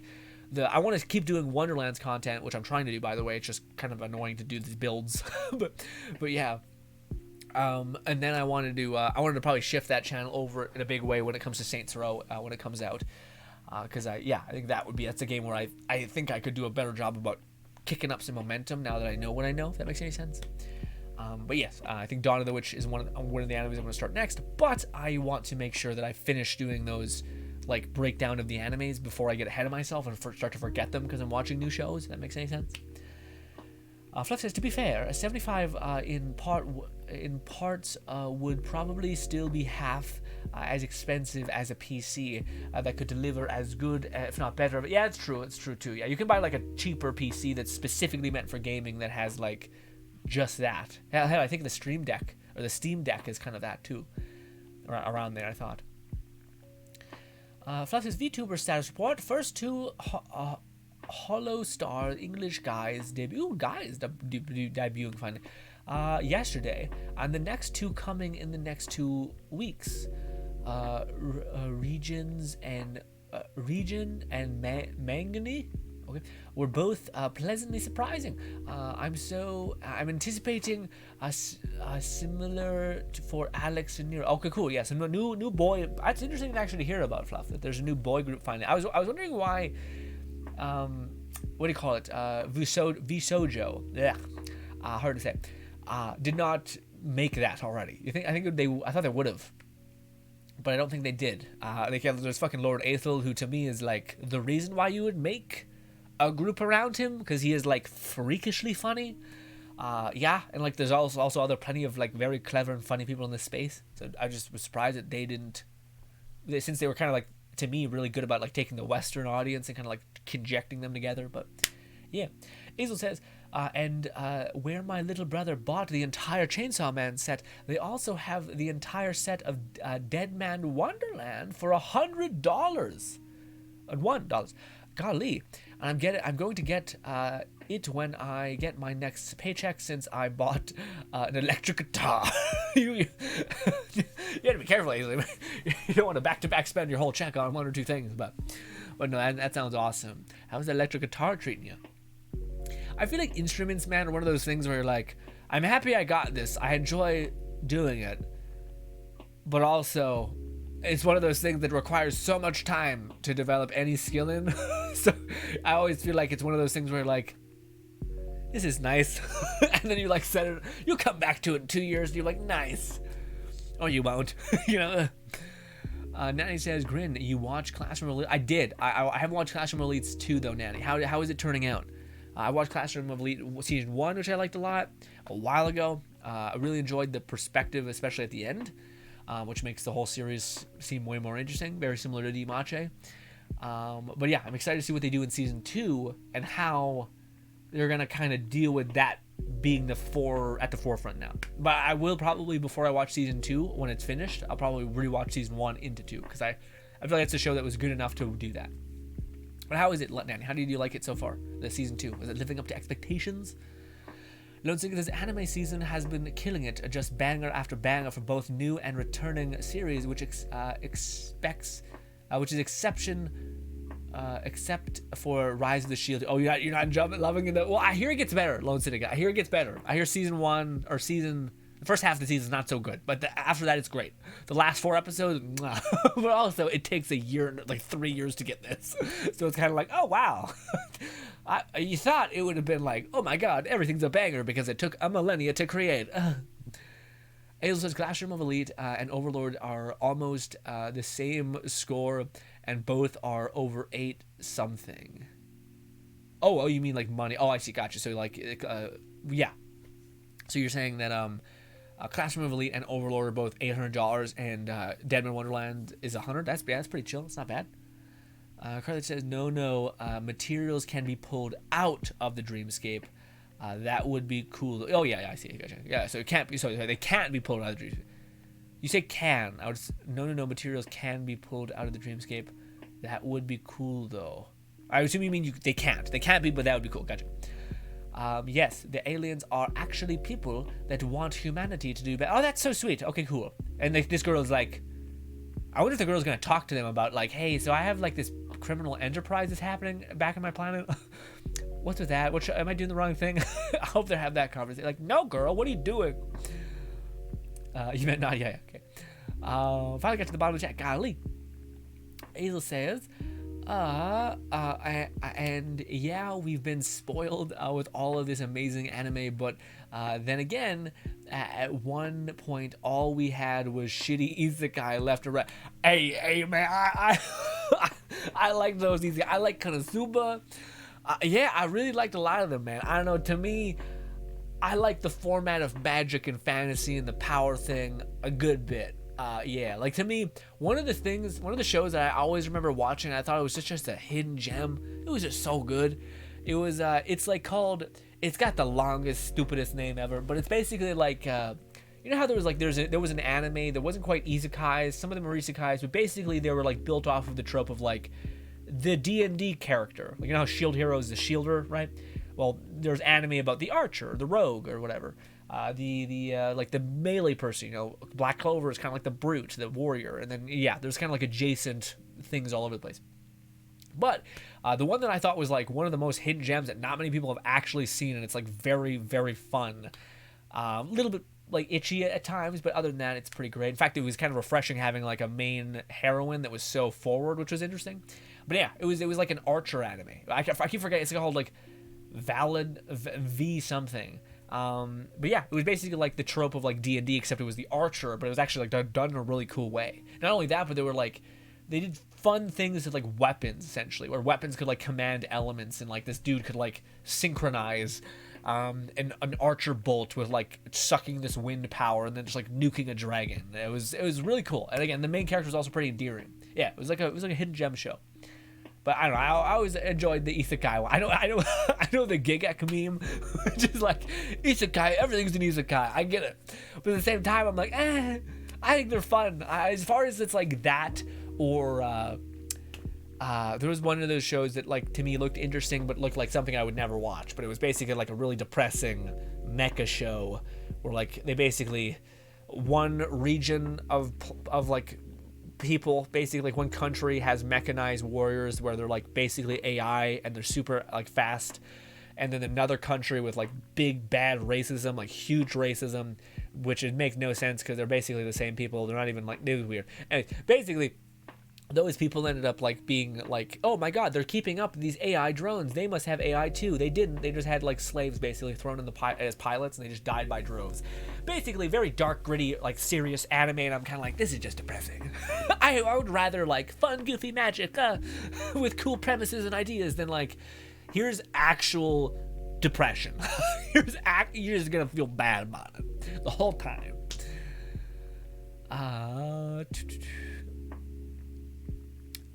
Carthage says the aliens have been using Dreamscape long before humanity gained access to it. It's an area indicate. So this is like VR chat, but like a new group of people are coming in. Weird.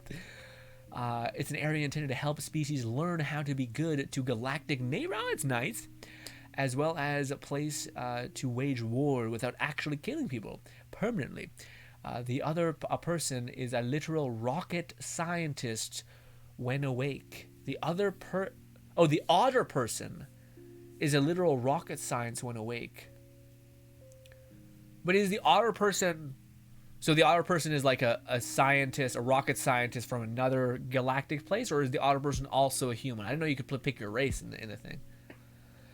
Fluff says, I believe they're still in the process of auditing a male branch of I get to it. They're still in the process of auditing a male branch of a shoujo, which would be Visojin. Ooh, if they're being tactical, okay. Exciting times since Hollow Star has been exclusively Japanese until now, and it seems like they found some great talent for the first gen. Yeah, I think it's awesome. Man, that's interesting, because as much as I don't know, it makes sense, but a part of me would wonder, like, I don't know if I would want to sign. It's almost like to me, the whole like Twitch or YouTube buying up streamers has made the most sense forever. Where if they offered you enough money to basically retire, like you're just like, you don't need anything, and you can make money 1,000 different ways with your built-in audience, just taking them to like making videos on YouTube if you're a streamer, or something. Like it just makes sense to be like, oh, I'm done, or like I'm close to done, essentially. But like for you being like a startup talent at this new place, that's where it kind of gets weird to me. Unless you were to like use them as like maybe they take good care of you, but I always find that a little weird. Because what if you want to move faster than, I don't know, maybe the company, again, maybe I think I've just seen a lot of examples, and I think that's also the problem, is like, I don't think my fear is unfounded. I think there's probably good execution and bad execution, but a part of me wonders if, like, I feel like it would just be like, could be bad, where like you'd want to move faster, you'd want to pursue this, you'd want to do that, and you'd always have to go through these people's like regimen, which maybe is more wisdom based, like you haven't considered how this is going to affect you later down the line, etc. But yeah. Also, I think I just have such a bad experience with VPNs, channel manager kind of things, where it's just like you offered no value, and you asked for like 50% or like 30% or even 5% when you were giving nothing. And even if you're giving something, yeah, I don't know. It depends. You have to be continually giving something, not just like, hey, yeah, you work for me and I own everything you create, but you'll get a check. And I'm like, the only reason why I think that kind of works in the entertainment space is because you can build a name for yourself and ultimately people care about you. So, but oftentimes the shitty companies know that. They know that, like, okay, well, there'll be a thing where like you can't stream on YouTube or Twitch. They can't really hold that in, but you still have to put up with a lot of legal fees and yeah, like you'd have to MacGyver legal fees out of nowhere and they could probably smother you, but that could just be, yeah. It's just one of those things I've seen, even in Japan, like so many, what is it called? Idols aren't actually like rich people, despite they should be with how much fucking money they make, but they're not because they're basically an employee. And it's just like, that seems brutal,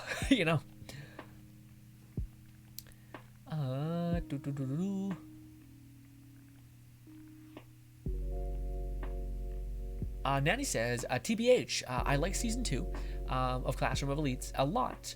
At least so far. Okay, that's got some good expectation then for me, because I was wondering if they were gonna able to, like, because there was such a long delay. I was wondering if they were going to be able to capture that same value. But granted, I guess you could just rewatch the season if you were creating the show and get an idea what you were doing. I think it's the same people who are working on season 2. Carthage, you should go to bed. I love you, but goddamn, I keep expecting Carthage to be like, bye. but I will stay awake. Oh. But yeah, read that. Azel says, I still haven't gotten it. It's going to arrive on the 26th, and I always wanted to learn guitar. Yeah, so you're hired. Yeah, Azel, I've heard nothing but fantastic things about like guitar people. There's this one person. I was watching a podcast, probably my favorite podcast in the world. And the person was basically talking about how he like stumbled upon he was finally met someone who had like disgusting levels of skill in a guitar, like fluidness.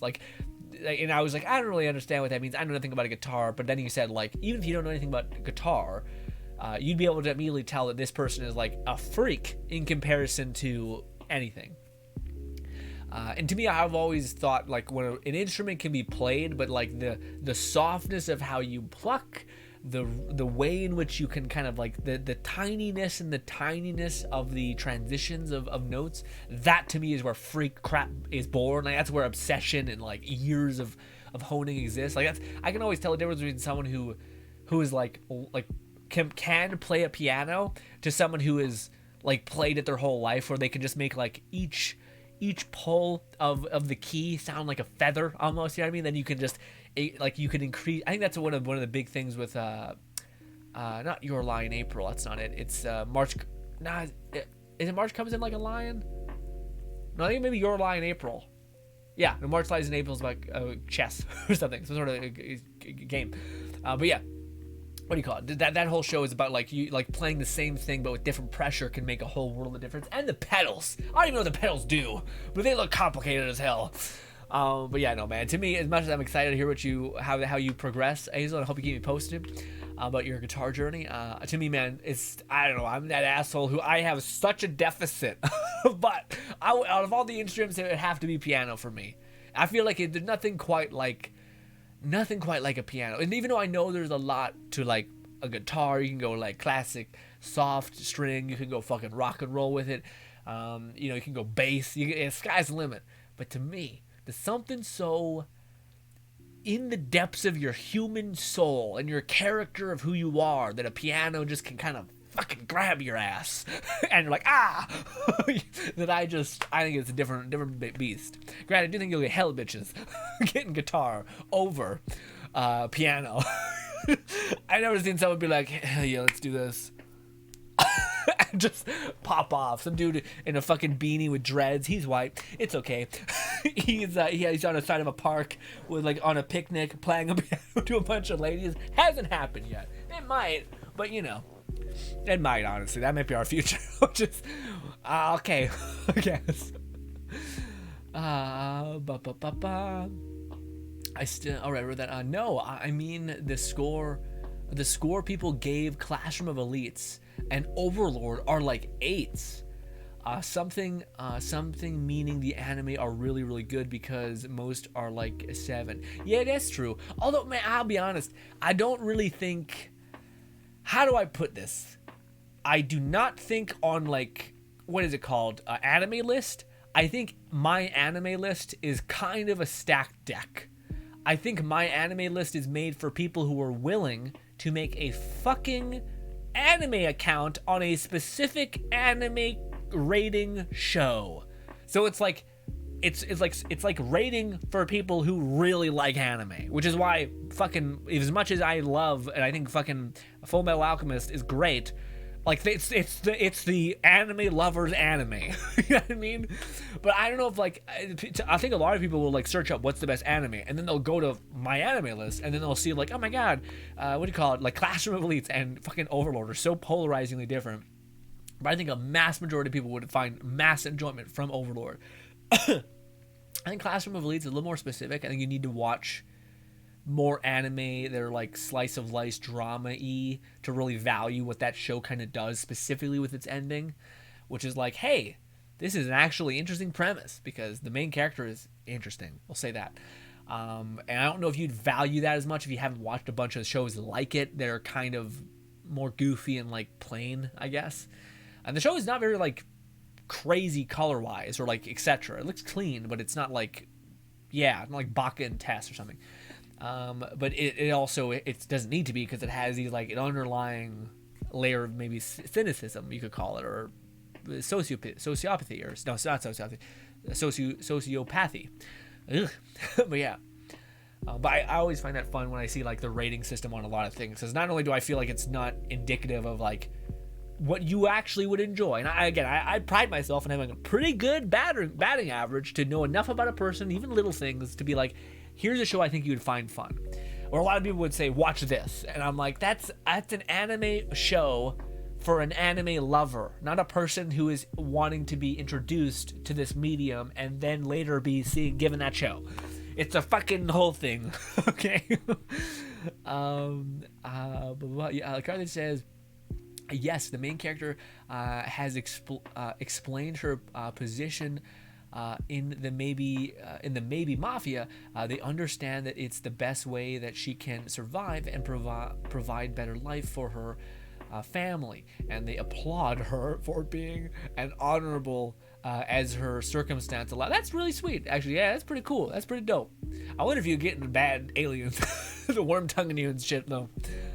Azel says, and no, I meant Isekai was really good, and the first one were really good, but all of the animes that started becoming nothing but Isekai, and they weren't good. Yeah, to me, I guess Azel, my feeling is like, I think even, you know when you like watch something that like, even when it's bad, it's acceptable. Like I just made a video about Rick and Morty, and I feel like I was a little too hard on it, but like even when that show is kind of bad, which I think the last 2 seasons weren't very good in terms of like what I wanted from the series, which is like character growth and like meeting, I guess, which is crazy to say aloud, but I still think even when that show is not so good, it's still good. It's like, it's still like not that bad. So like to me, a lot of times, no, I guess, yeah, no, you're right. There were some that were like, to me, even hard to watch, but that's, yeah, like to me, the ones that were hard to watch, there was one where it was like, they get isekai'd. I don't know what it was even called, dude. It was actually, I didn't even finish it. Yeah, it was bad. They get isekai'd. It was like this guy and this girl with a ponytail. And I think like they even make him like super god tier, but then he ends up getting his ass kicked, and you're like, what? There's like an elf that trains him at the beginning. I don't know what. Yeah, I don't know what it's called. God damn it! It's like, is it wrong? Is it like is my multi hit level? Is my multi combo spell thing too strong? It was terrible. It was bad. There was ones like that. Okay, there was like 3 of them that were genuinely awful. Like even when it's good does not apply to those. It was like when it rains, it falls. I think it was not good, Azel. I'm not sure if you know what I'm talking about, but those ones were pretty rough.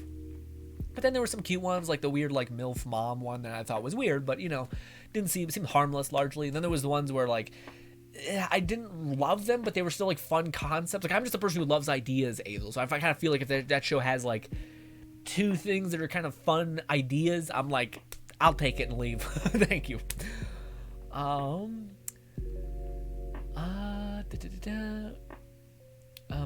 Fluff says shoujo is in Japan. It was Japanese for girl, and shonen. Oh, shonen. Oh yeah, shonen. Yeah, boy. So that would be the yeah. I guess that's true. Yeah, I guess you could go. I feel like they make it word search dominated, but maybe even like pulled into the algorithm a little bit. So maybe. What's good? How should I say this? Can I call you Ave? I'm gonna call you Ave. Ave says, first of all, hello, Ave. Ave says, I recommend you watch Made in Abyss if you haven't already. Also, thanks for the Let It Die videos. Tips on your channel. Decided to try it again before its devs decide to put the plug on. Do you think they're gonna pull the plug on it? I don't know if they'll ever pull the. I don't know if they'll ever pull the plug on it necessarily. I think they'll probably stop. Probably stop like updating it probably. But I don't know, because I think it's still just with the death metals, just like the grind to get to the top. I think there's still like enough value to the death metals coming in that makes that maybe valuable, but we'll see. Interesting. But yeah, Ava, what do you call it? I've heard a lot of things from Made in Abyss. I love Tower of God. I don't know if they're interchangeable, but I know the guy who worked on the same soundtrack for Made in Abyss also worked on the same soundtrack for God of High School. No, Tower of God, sorry. I've heard nothing but good things. What is its baseline about? And does it end in a very depressing way? I think it does. That's why I've been holding off on it, because I'm like, I don't want to feel like death. Carthage says, yes, the otter person is a different species of alien, and the four-armed lizard is a different species. You are unable to choose which species you are in. The dreamscape, you look like how you look in the... Gotcha, makes sense. Yeah, that adds up. Fluff says, Microsoft Mixer bought Ninja, and look how that went. I mean, went great for him. Went great for him. I was laughing so hard when people were like, see, Ninja, you're crawling back to Twitch. I was like, do you guys realize how good that was for him? That's like, people crazy, people petty and sad.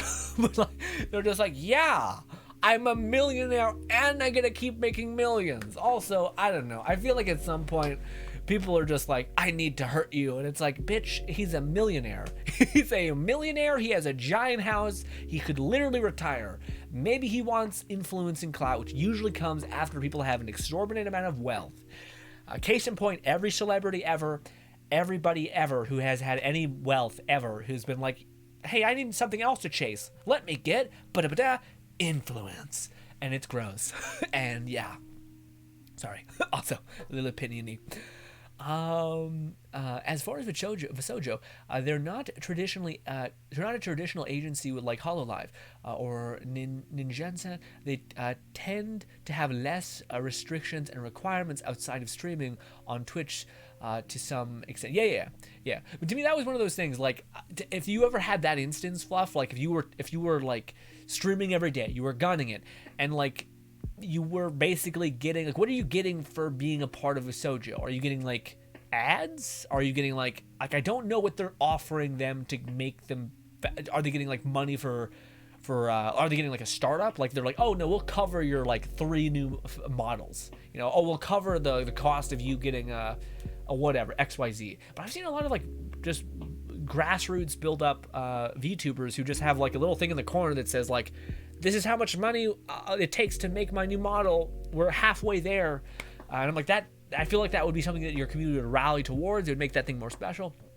But anyways, the problem, if I put myself in that position and you did get to an extent where you put the work in, you constantly fed your audience, etc., and then you got an offer for like YouTube or Twitch, and then like Visojo would got like a huge part of that, or they were kind of like dealing with where you wanted to go, that would feel weird. Now, granted, maybe they're like, no.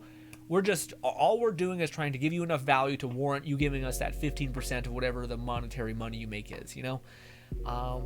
But yeah, that to me would my thing is like, how much am I giving away that I couldn't build up myself? And how much value are you giving me that I couldn't otherwise find a method to get to, I guess? And again, I just haven't seen anything that's objectively that. I'm sure there could be, like, maybe Fluff will be like, no, they're paying for new models, they're paying for flights, they're giving you sponsor deals, which is actually what VPNs should have been doing, but they didn't. We're paying for your editor full time. We'll pay for an assistant. Like, we're gonna stack you up so that you can perform and almost just perform. So you're not gonna like destroy yourself, but you'll just need to show up and entertain, and everything else will be set in motion. Maybe that. But I don't know if they'll do that. Yeah. Or if they are, I don't know if they'll do that for you. I think they would do that for their top 50 people or top 10 groups maybe. But that's also expecting that they're doing this the wrong way and not like only growing with the currency in which they're able to build. We're getting 15% of all of the monetary month for these 10 people. Hey, that money has given us the ability to buy a legal team, to hire people to find sponsorships. We have now enough income to buy even more people, and maybe even increase our our partnership program, so where they're actually making money too. Something like that could be done, but yeah. Azel says, also, and Classroom of Elites is really great, but you do need to rewatch season 1 before watching season 2, in my opinion, because you need to remember certain details, which I was surprised a lot of people didn't rewatch season 1. Yeah, I always do it, man. It seems like a protocol with me. I always rewatch almost the first season before the second one. And in the comments section, for season 2, they were asking what happened in season 1. Weird. Who starts with the second season of something? This is stupid. Especially with a series that is so coveted for the way season 1 ended. Even watching just like the yacht arc, basically, which is the last arc. Carthage says, also, public service announcement about anime. If you see a series, called My Status as an Assassin obviously exceeds the heroes, don't watch it or read it. It's worse. It's worse Afrietta. Literally, the first 2 books have nearly identical plots. I think I've read this. I've liked it. Is this the assassin? It sounds like the assassin reborn as a noble. It sounds like the exact premise. Wait, never mind. No, it's not. My stats as an assassin exceed. Yeah, no, that's not it. Yeah, no. The whole like the like, what do you call it? The world's deadliest assassin reborn as a noble is no. His whole thing is that he's weaker than the hero, but he has like assassin skills that level the playing field. So no, it's not the case. Although maybe we're talking about the same thing, because he does make like cool weapons with magic. Are we talking about the same thing? We're talking about the same thing, Carthage? Is that the manga name of it and not the anime name of it? Fluff says, although Nazaran ran into the issue in that she is a Twitch partner with Kaison, well, Kaison is not, so the latter can freely stream on both platforms without an issue. Oh, I see. Yeah. Carthage says, I hit my second wind and now I'm sorry, Carthage. Got you juiced up by talking about books and anime. Azel says, because I'm not going to spoil it, because there's a scene detailed that if you don't rewatch season 1, you might think that it wasn't nothing important, but in the small gesture is going to make a big ass plot later. Ooh, okay. Azel says, at least that's how I feel. Yeah, I feel like you're probably right. That show, it seems like that's what it does there. Fluff says, Saints Row 3 becomes celebrity criminals and skydive into your new crib, or through a plane into your new crib, killing many people, even at the party, throwing them off of a balcony, which is probably the worst way to die. But anyways, and become Saints Row 4, become president, try to fend off an alien invasion, immediately fail, go into the Matrix, get powers. Most of your friends are dead. You move on weirdly quickly. Saints Row 4. Great DLC. Saints Row 2022 version, body surfing on cars, as well as wingsuiting through the air, which looks actually clean as fuck, but also kind of like superpowers. Kind of like, okay, hoverboards. Probably also gonna let you hover to some extent. Probably like a cheat that lets you literally fly with a hoverboard. Sure. Anyways, also the ability to do power adjacent things like bite a grenade, throw it down their pants, throw them, essentially being a human fireball. Okay, all right. Here's some guns that can change into canes that shoot. Or no, here's pistols that when you shoot them are they have little tiny boxing gloves on the end, and you just get flapped with these boxing gloves with springs on them that go flap flap flap flap flap. And you know,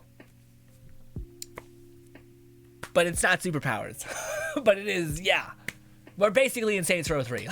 we're still in the chaos freak show land, which I actually prefer. I'm happy. I'm happy. Love the comment though, Fluff. Azel says, oh no, scores for me don't mean nothing since I watch anime with low ratings, but I find them really good. Yeah. Again, my anime list probably pretty good. I always hate Azel with some certain lists that, like, how do I put it? I always feel like some of these damn lists are from like Oscar people. You know what I mean? Where they're like an anime that is super artsy, slow as fuck, bad. But maybe has like I don't know, a person who is a part of the, I don't know, to me, I don't know, I feel like there's some of that. There's always a little bit of that, and I always find that really annoying, because it's like, this should be its own category. This should not be what people think this is good, because it's like, if you're in a fucking democracy, you sons of bitches, it's whatever is the most watched and loved should be the fucking peak thing. I know people hate My Hero because it's popular, but it's like, bitch, it's what's popular. And there's like a specific niche show where it's like, this is the best, and I'm like, hey, it's slow as fuck. It makes me bored. But yeah, different strokes for different folks. But I just don't think the thing that should be like, hey, this is the best because this is the thing that most people have collectively enjoyed. Yeah. I mean, that's how I found Shuffle, and I never pay attention to the comments that say it's not worth watching because I might enjoy it or not, and I'm going to be the one to judge for that. Yeah, I love like clips, man. I'm a big fan of what currently Crunchyroll is doing, which is basically Crunchyroll Dub specifically, which is they're just uploading like clips from old anime, mostly from new anime, but also from old anime. And to me, that like lets me determine whether I like the tone, the execution of the show, that kind of thing, you know. Yeah. Azel says, like the one anime where the hero cheats on his wife / GF with some orc, and pretty much any other women that gets in the way. I don't know how to get to the oh yeah, is that, yeah. You kind of stack the deck in a bad way. I think the premise is the dude has a girlfriend that refuses to have sex with him and is basically like, has no comprehension about sex at all. The dude happens to be the world's greatest swordsman, and because he's constantly like icing fools on a like in an imperial gladiator ring, he's constantly like destroying people. A bunch of other monster women from other monster tribes want his hadada. They want his offspring, essentially. So then they're just throwing themselves at him. Meanwhile, his girlfriend's just like oblivious. And it's, I don't know if I feel bad because it's all just chaos. Like, yeah, but yeah, also it is, yeah. But I wouldn't say to me, I guess he is cheating on her. That's true. But it is, to me, it's just one of those moments where it's like, you should know. Like, you should absolutely know that this is happening. I don't know. Yeah, it'd be crazy. Also, there's weird, I don't know how that show pans out. I never watched it. I plan to. It seems fun. It's quite itchy, but it seems like a fun, goofy time. Is it getting a second season though? I think it probably gets a second season. Yeah. Again, that's the thing though, Azel. Like, to me, I think you and me are both people who can enjoy the goofy aspect of premises and shows, whereas the people who are like, itchy, it's disgusting, that's so gross, what a bunch of perverts. And I'm like, how are you not laughing at this? How are you not like, what the fuck is happening? How are you not like just enjoying the stupidity of it? So yeah, no, I'd be surprised if that show got a season 2. I know it was one of those weird animes that didn't have full episodes, like it was like a 9-minute episode, I think, which was, I don't really like that too much. I feel like anime is already kind of short. Can't wait for season 2 of Tower of God. Yeah, man. Tower of God is, I think there's like speculation that it's definitely gonna get season 2, but it's speculated right now to being worked on by the same people who are working on Don't Toy With Me, Miss Nananoke. Fluff says, I mean, an individual streamer should take the opportunity to make bucks of money where they can, but I can't say the companies buying them will do much for them if things go south. Yeah, I don't even know if things. To me, man, like I look at certain things like. I don't watch a lot of their streams, or like all their streams, but I look at like the Vishojo essentially, and I haven't seen like them constantly be getting like what do you call it, like sponsorships or something like that. I haven't seen Vishojo basically make like an amazing like talent roster of content production. Like to me, it would, like if you were one of these companies and you were like, what I'm going to do for you is I'm going to hire you an assistant that essentially I train to like not only send emails to get advertisement for you or ads for you that like are like with what that you're okay with.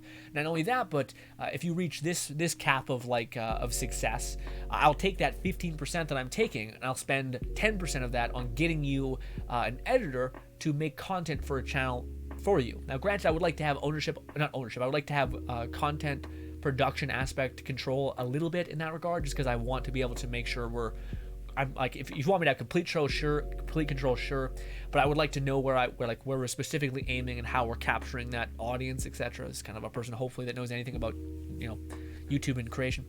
But yeah, stuff like that to me like would be like, oh, okay, no, this person is paying and like momentuming my success, rather than like, I feel like most like what do you call it, channel sponsorships, which is kind of not channel sponsorships, channel managers or whatever, are basically people who like, oh, you're successful, I'll capture some of that success for you, and I'll take half of it essentially.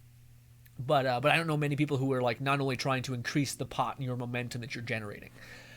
Now the question is, should they do that? I feel like depends. I feel like there's certain people who would really appreciate that and like constantly show up, but I feel like there's also the thing where if you do too much for a person, they don't value anything, and they're kind of like, they don't know the importance of like things operating the way that they do. The reason why, like, if you have merch, you should push it because this is a whole design team that made it for you specifically.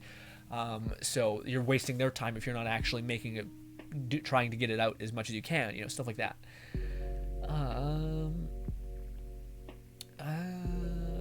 Reacting to broadening audiences, benefits of associating with popular names and faces, etc.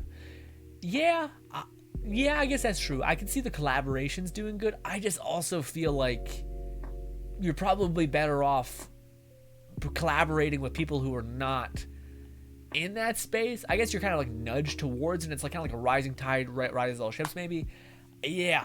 I guess that is good. That could be very valuable. You could get a lot of momentum. It almost seems like the best course of action is to like partner with them, maybe get some momentum, get your name out there, and then maybe like break off. But that sounds terrible. I don't like bad business, but also you may not be in a good deal either. But yeah. Fluff says, I think that's the part of it.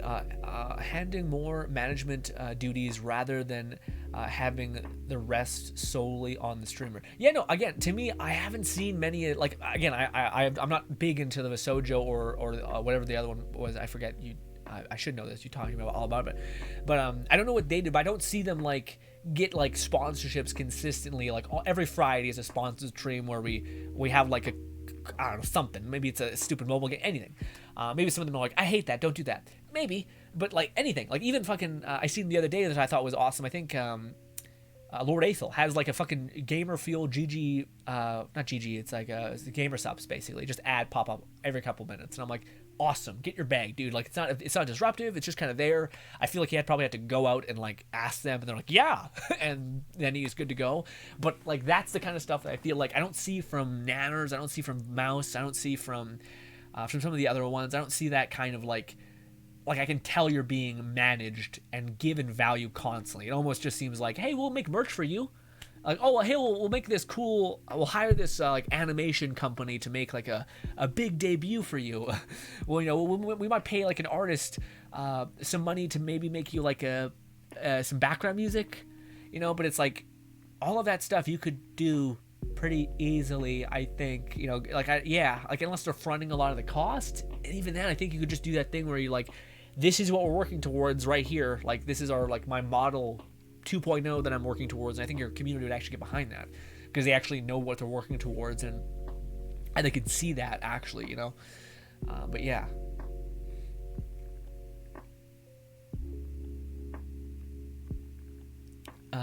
Carthage says it's a different series, I promise. Okay. I was about to say, you Dragon, I didn't think that show was that bad. It's a second win. The second wind went away super quick. I'm heading out to bed. Bye. Thank you so much, Tom. Bye, Carthage. Enjoy your sleep. Fluff says, just playful jab at the game, as again they're trying to deliver a mix of Saints Row 2 and 3. Yeah.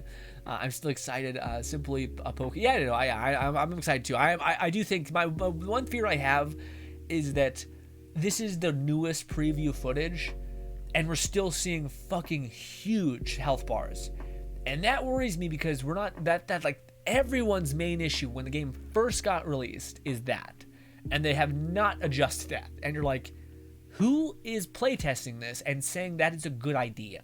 Not only the lock-on being as jarring and as snappy as it is, but also the health bars. Like, the driving looks clean. I'm assuming the conquest is going to be really fun, but I always worry that people undervalue playtesters so much. And playtesters are basically like, their main job is to find bugs, which I don't think their job should be. I think their job should be to communicate the player experience in the way the player experience is failing. But anyway,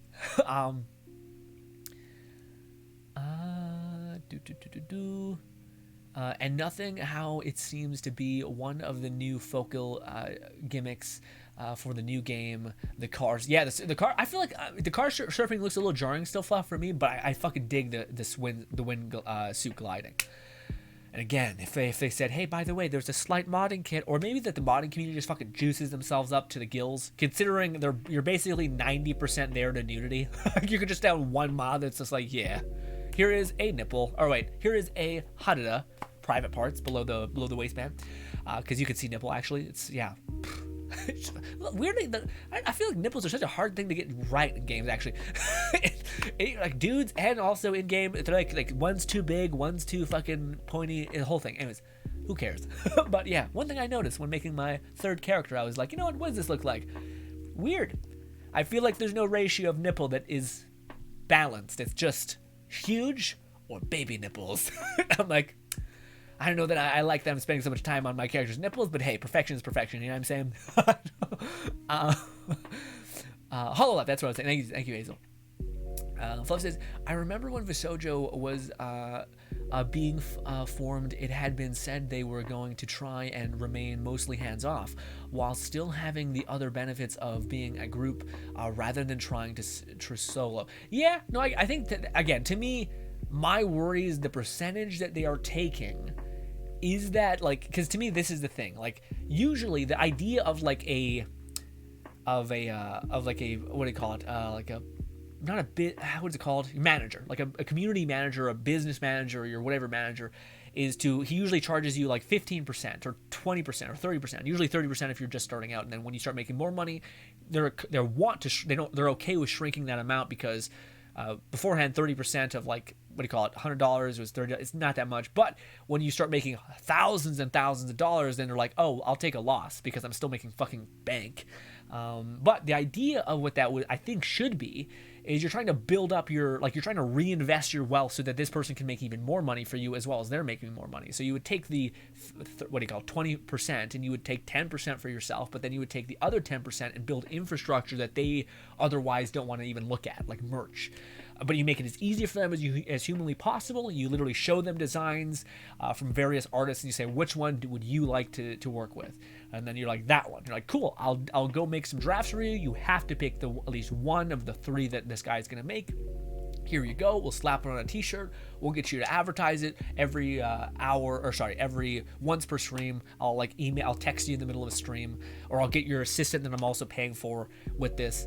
And then if you have a bank full of like 5 people doing this, and you're still taking like 15% for most of them, but some of them are making bank, then you can reinvest that for a brand new person, for a brand new bit of talent to then build them up to be a huge star and then manage that again. And then maybe when some of them want to step away, you're building up infrastructure and you've already ushered in like 6 different people, and now you have not only acquisition of talent, but you now can make talent. You can create it over and over again, and now that you have that momentum, you can reinvest it in ways that build on infrastructure.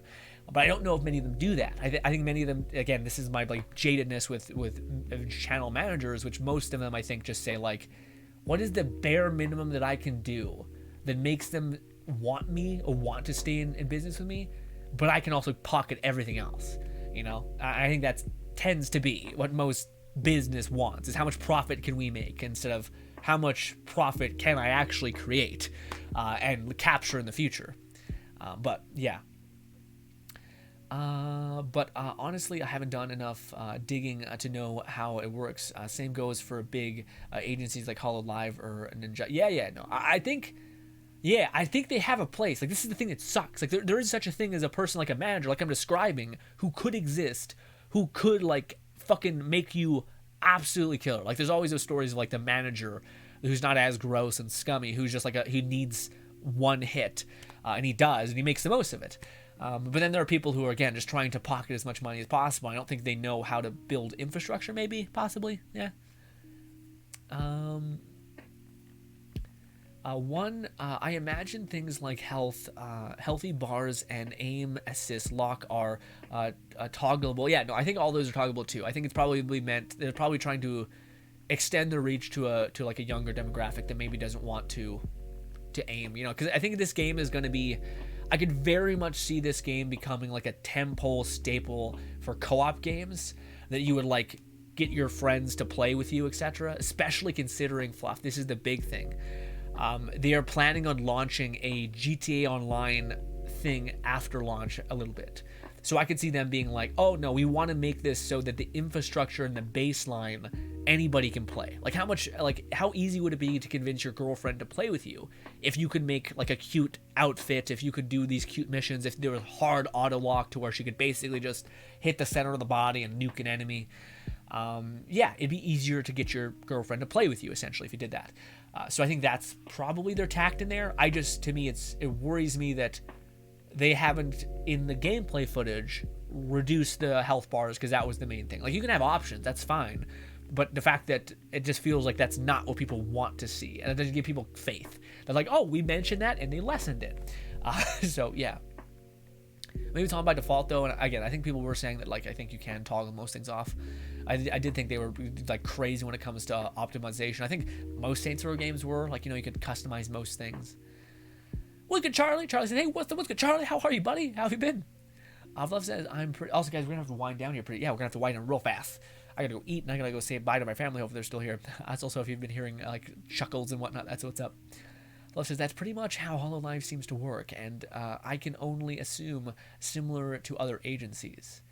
What do they work as? Like building infrastructure or taking 10% and reinvesting it? Because I would see that more if I seen more sponsorships, even like notable sponsorships. Like, it's hilarious, but like Connor, if you're aware of like the Mouse and Connor thing, Connor seems to be like, his little like trash taste company seems to genuinely be like working with him in a really good way.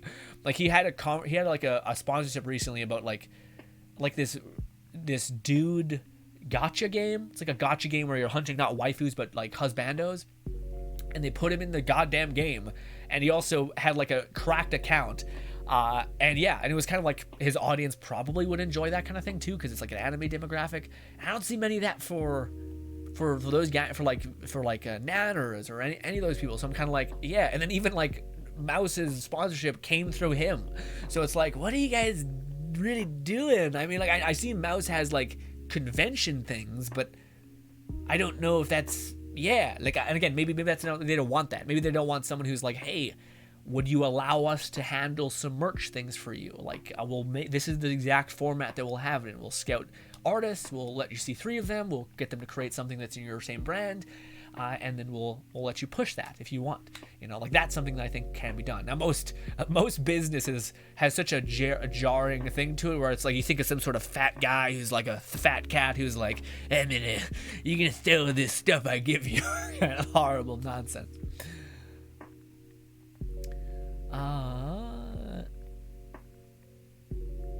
They debut a next generation or branch, help them grow, make money for themselves and the talent, and then put the audience window for the next wave, rinse and repeat. Yeah, I guess that's true. I just worry that I don't if I'm paying you 15% of whatever I'm making, I hope that I'm gaining something besides I guess there's a startup fee. I guess you could think about it like that, where everything needs a startup, the thing.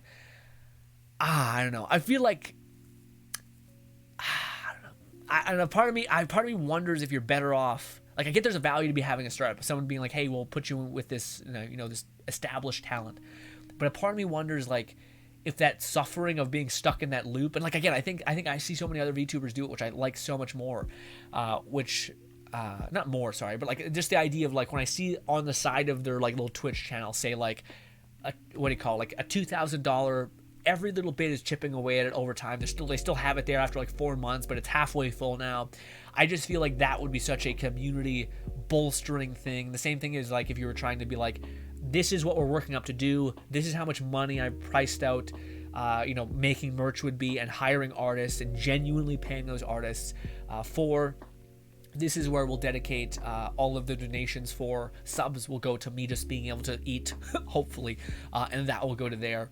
And maybe even a couple of months I'll have an excess income and I'll spend it. I'll put it back into the community push, I guess. But stuff like that to me makes me feel do you really need that investment of talent if you're doing that really well, And it also sucks because I'm very much hypocritical right now, where I'm learning so much about analyzing content, where I'm seeing things, but also execution is way harder.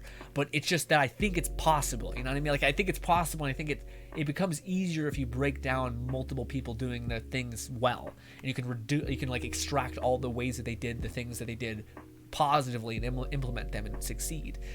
But there's no doubt about it that there's an advantage in having what is essentially a boost or a startup thing, especially when it's a lot of times these VTubers want to have a funner community. They want to be friends with the person who they see talent in, because they're hey, we could collab and you could benefit me way in the future. So if I invest in you now, hopefully you're not a bad person and you wouldn't mind investing in me.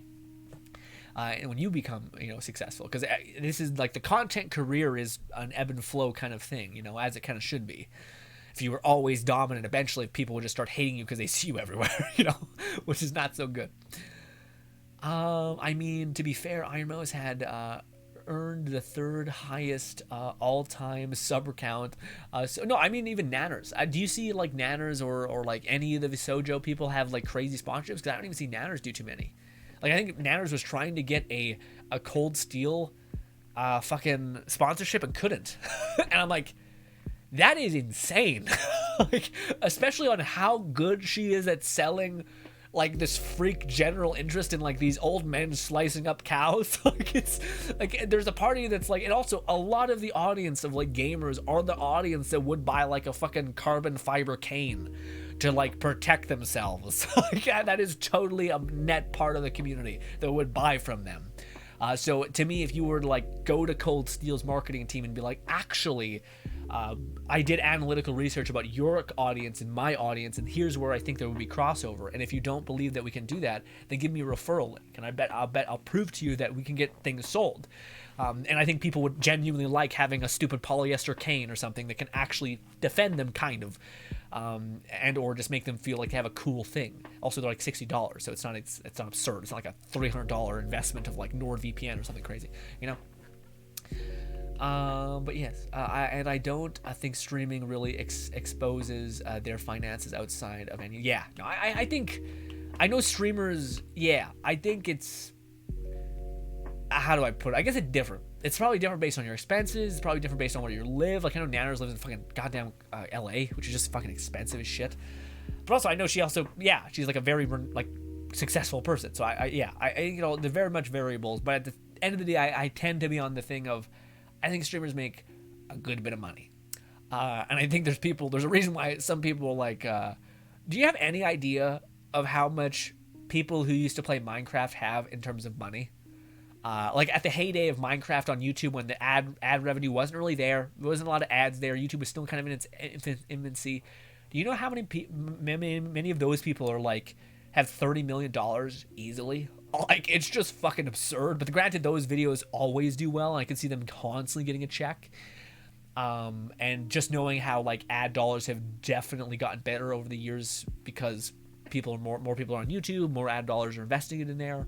You can do hyper specific ad pushes too, stuff like that, you know.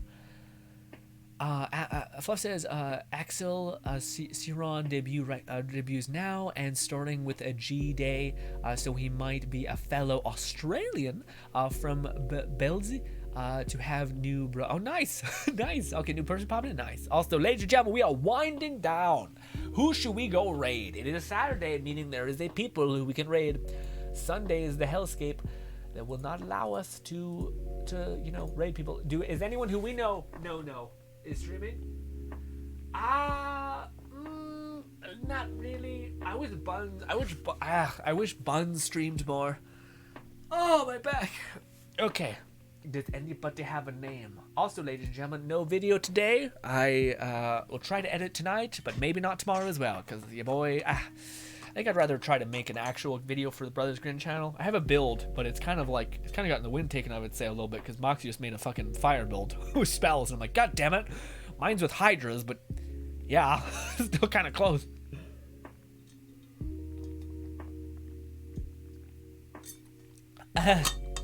Left says, got a few on my list, but if anyone suggests, feel free. Just give me a name for a person that you think would be happy with people popping in. Because to me, man, I don't know. I might be expecting way too much, but I only expect or I hope I give when anybody raids me, which is befuddlement and an overall confusion in terms of why people have chosen me. But also, maybe that's the bad course. Maybe it's best to be like, I'm this shit, follow me. And I'm not sure. Maybe for some people can have it. Some people who are cute, like anime girls, which we usually raid. You can do that and be like, cute. Cute takes you home, essentially. But yes. Give me somebody to raid. I'm gonna, oh my god, my voice. By the way, my voice is starting to, just at the very tail end of there, started to bite the dust. I did not keep my voice moist. I should probably decrease hydrate and increase the timer just so it's not as expensive, because that actually is very helpful. This, not so helpful, but besides like a little pat on the back. But the other one, yes. Lone Singer says, the only person I have is Frey. Frey was nice every time we raid her. She's also kind of she's one of the streamers that is very much into the game usually, which is fair. But there's various different types of streamers usually too. Some people who like talk all to chat and only to chat, and the game is like almost non-existent. And then people who are like, I'm here to play games and have fun. Fluff says, oh no, he's right. Fluff, do you have anyone, Fluff, that has maybe a lower? I don't know if I really care about viewer count anymore, to tell you the truth. Because I don't mean to be, well, I guess, no, sometimes viewer count, there can be some diamonds in them rust, you know what I mean? But then other times it feels like sometimes viewer count is because people don't try. Like, it's because people are like, just kind of, just kind of like playing a game. Like, thanks for the raid. And I'm like, you're not going to say hi to the people who just popped in and said hello? No? Okay. Shit. Oh. Yeah. I still got a little bit of busy work to do on that Wonderlands build. Fluff says King Tomb or Serenity Fun. We could do King Tomb. I'm not sure if we rated him before. Is that the person who? Let me see. I think if I remember, I think that's what it was. Remember, there was a dude Fluff always suggested us to raid, and he was nice. Oh wait, no, this person might be different. All right, ladies and gentlemen, thank you so much for talking to me. Unfortunately, there's no video on any of the channels today. Still digging into that course. Doing good, though, breaking down videos with, like, plot lines in mind. It's a whole thing. Anyways, regardless, hopefully you enjoy the rest of your day. Hopefully I can see you again tomorrow. Tomorrow's stream will be... I don't know. I have no idea. Maybe probably Genshin again, just because I still have so much to do in that damn game. God damn it. That event is thick as fuck. Anyways, tell this person they're nothing but lovely. Also, yes, be nice. Be nice, say wonderful things. Why not tell someone something wonderful, huh? Huh? Make a person's day. You guys make my day all the time. Make his. Say something sweet. Thank you, and goodbye. I did that 3 times because I was waiting. Okay.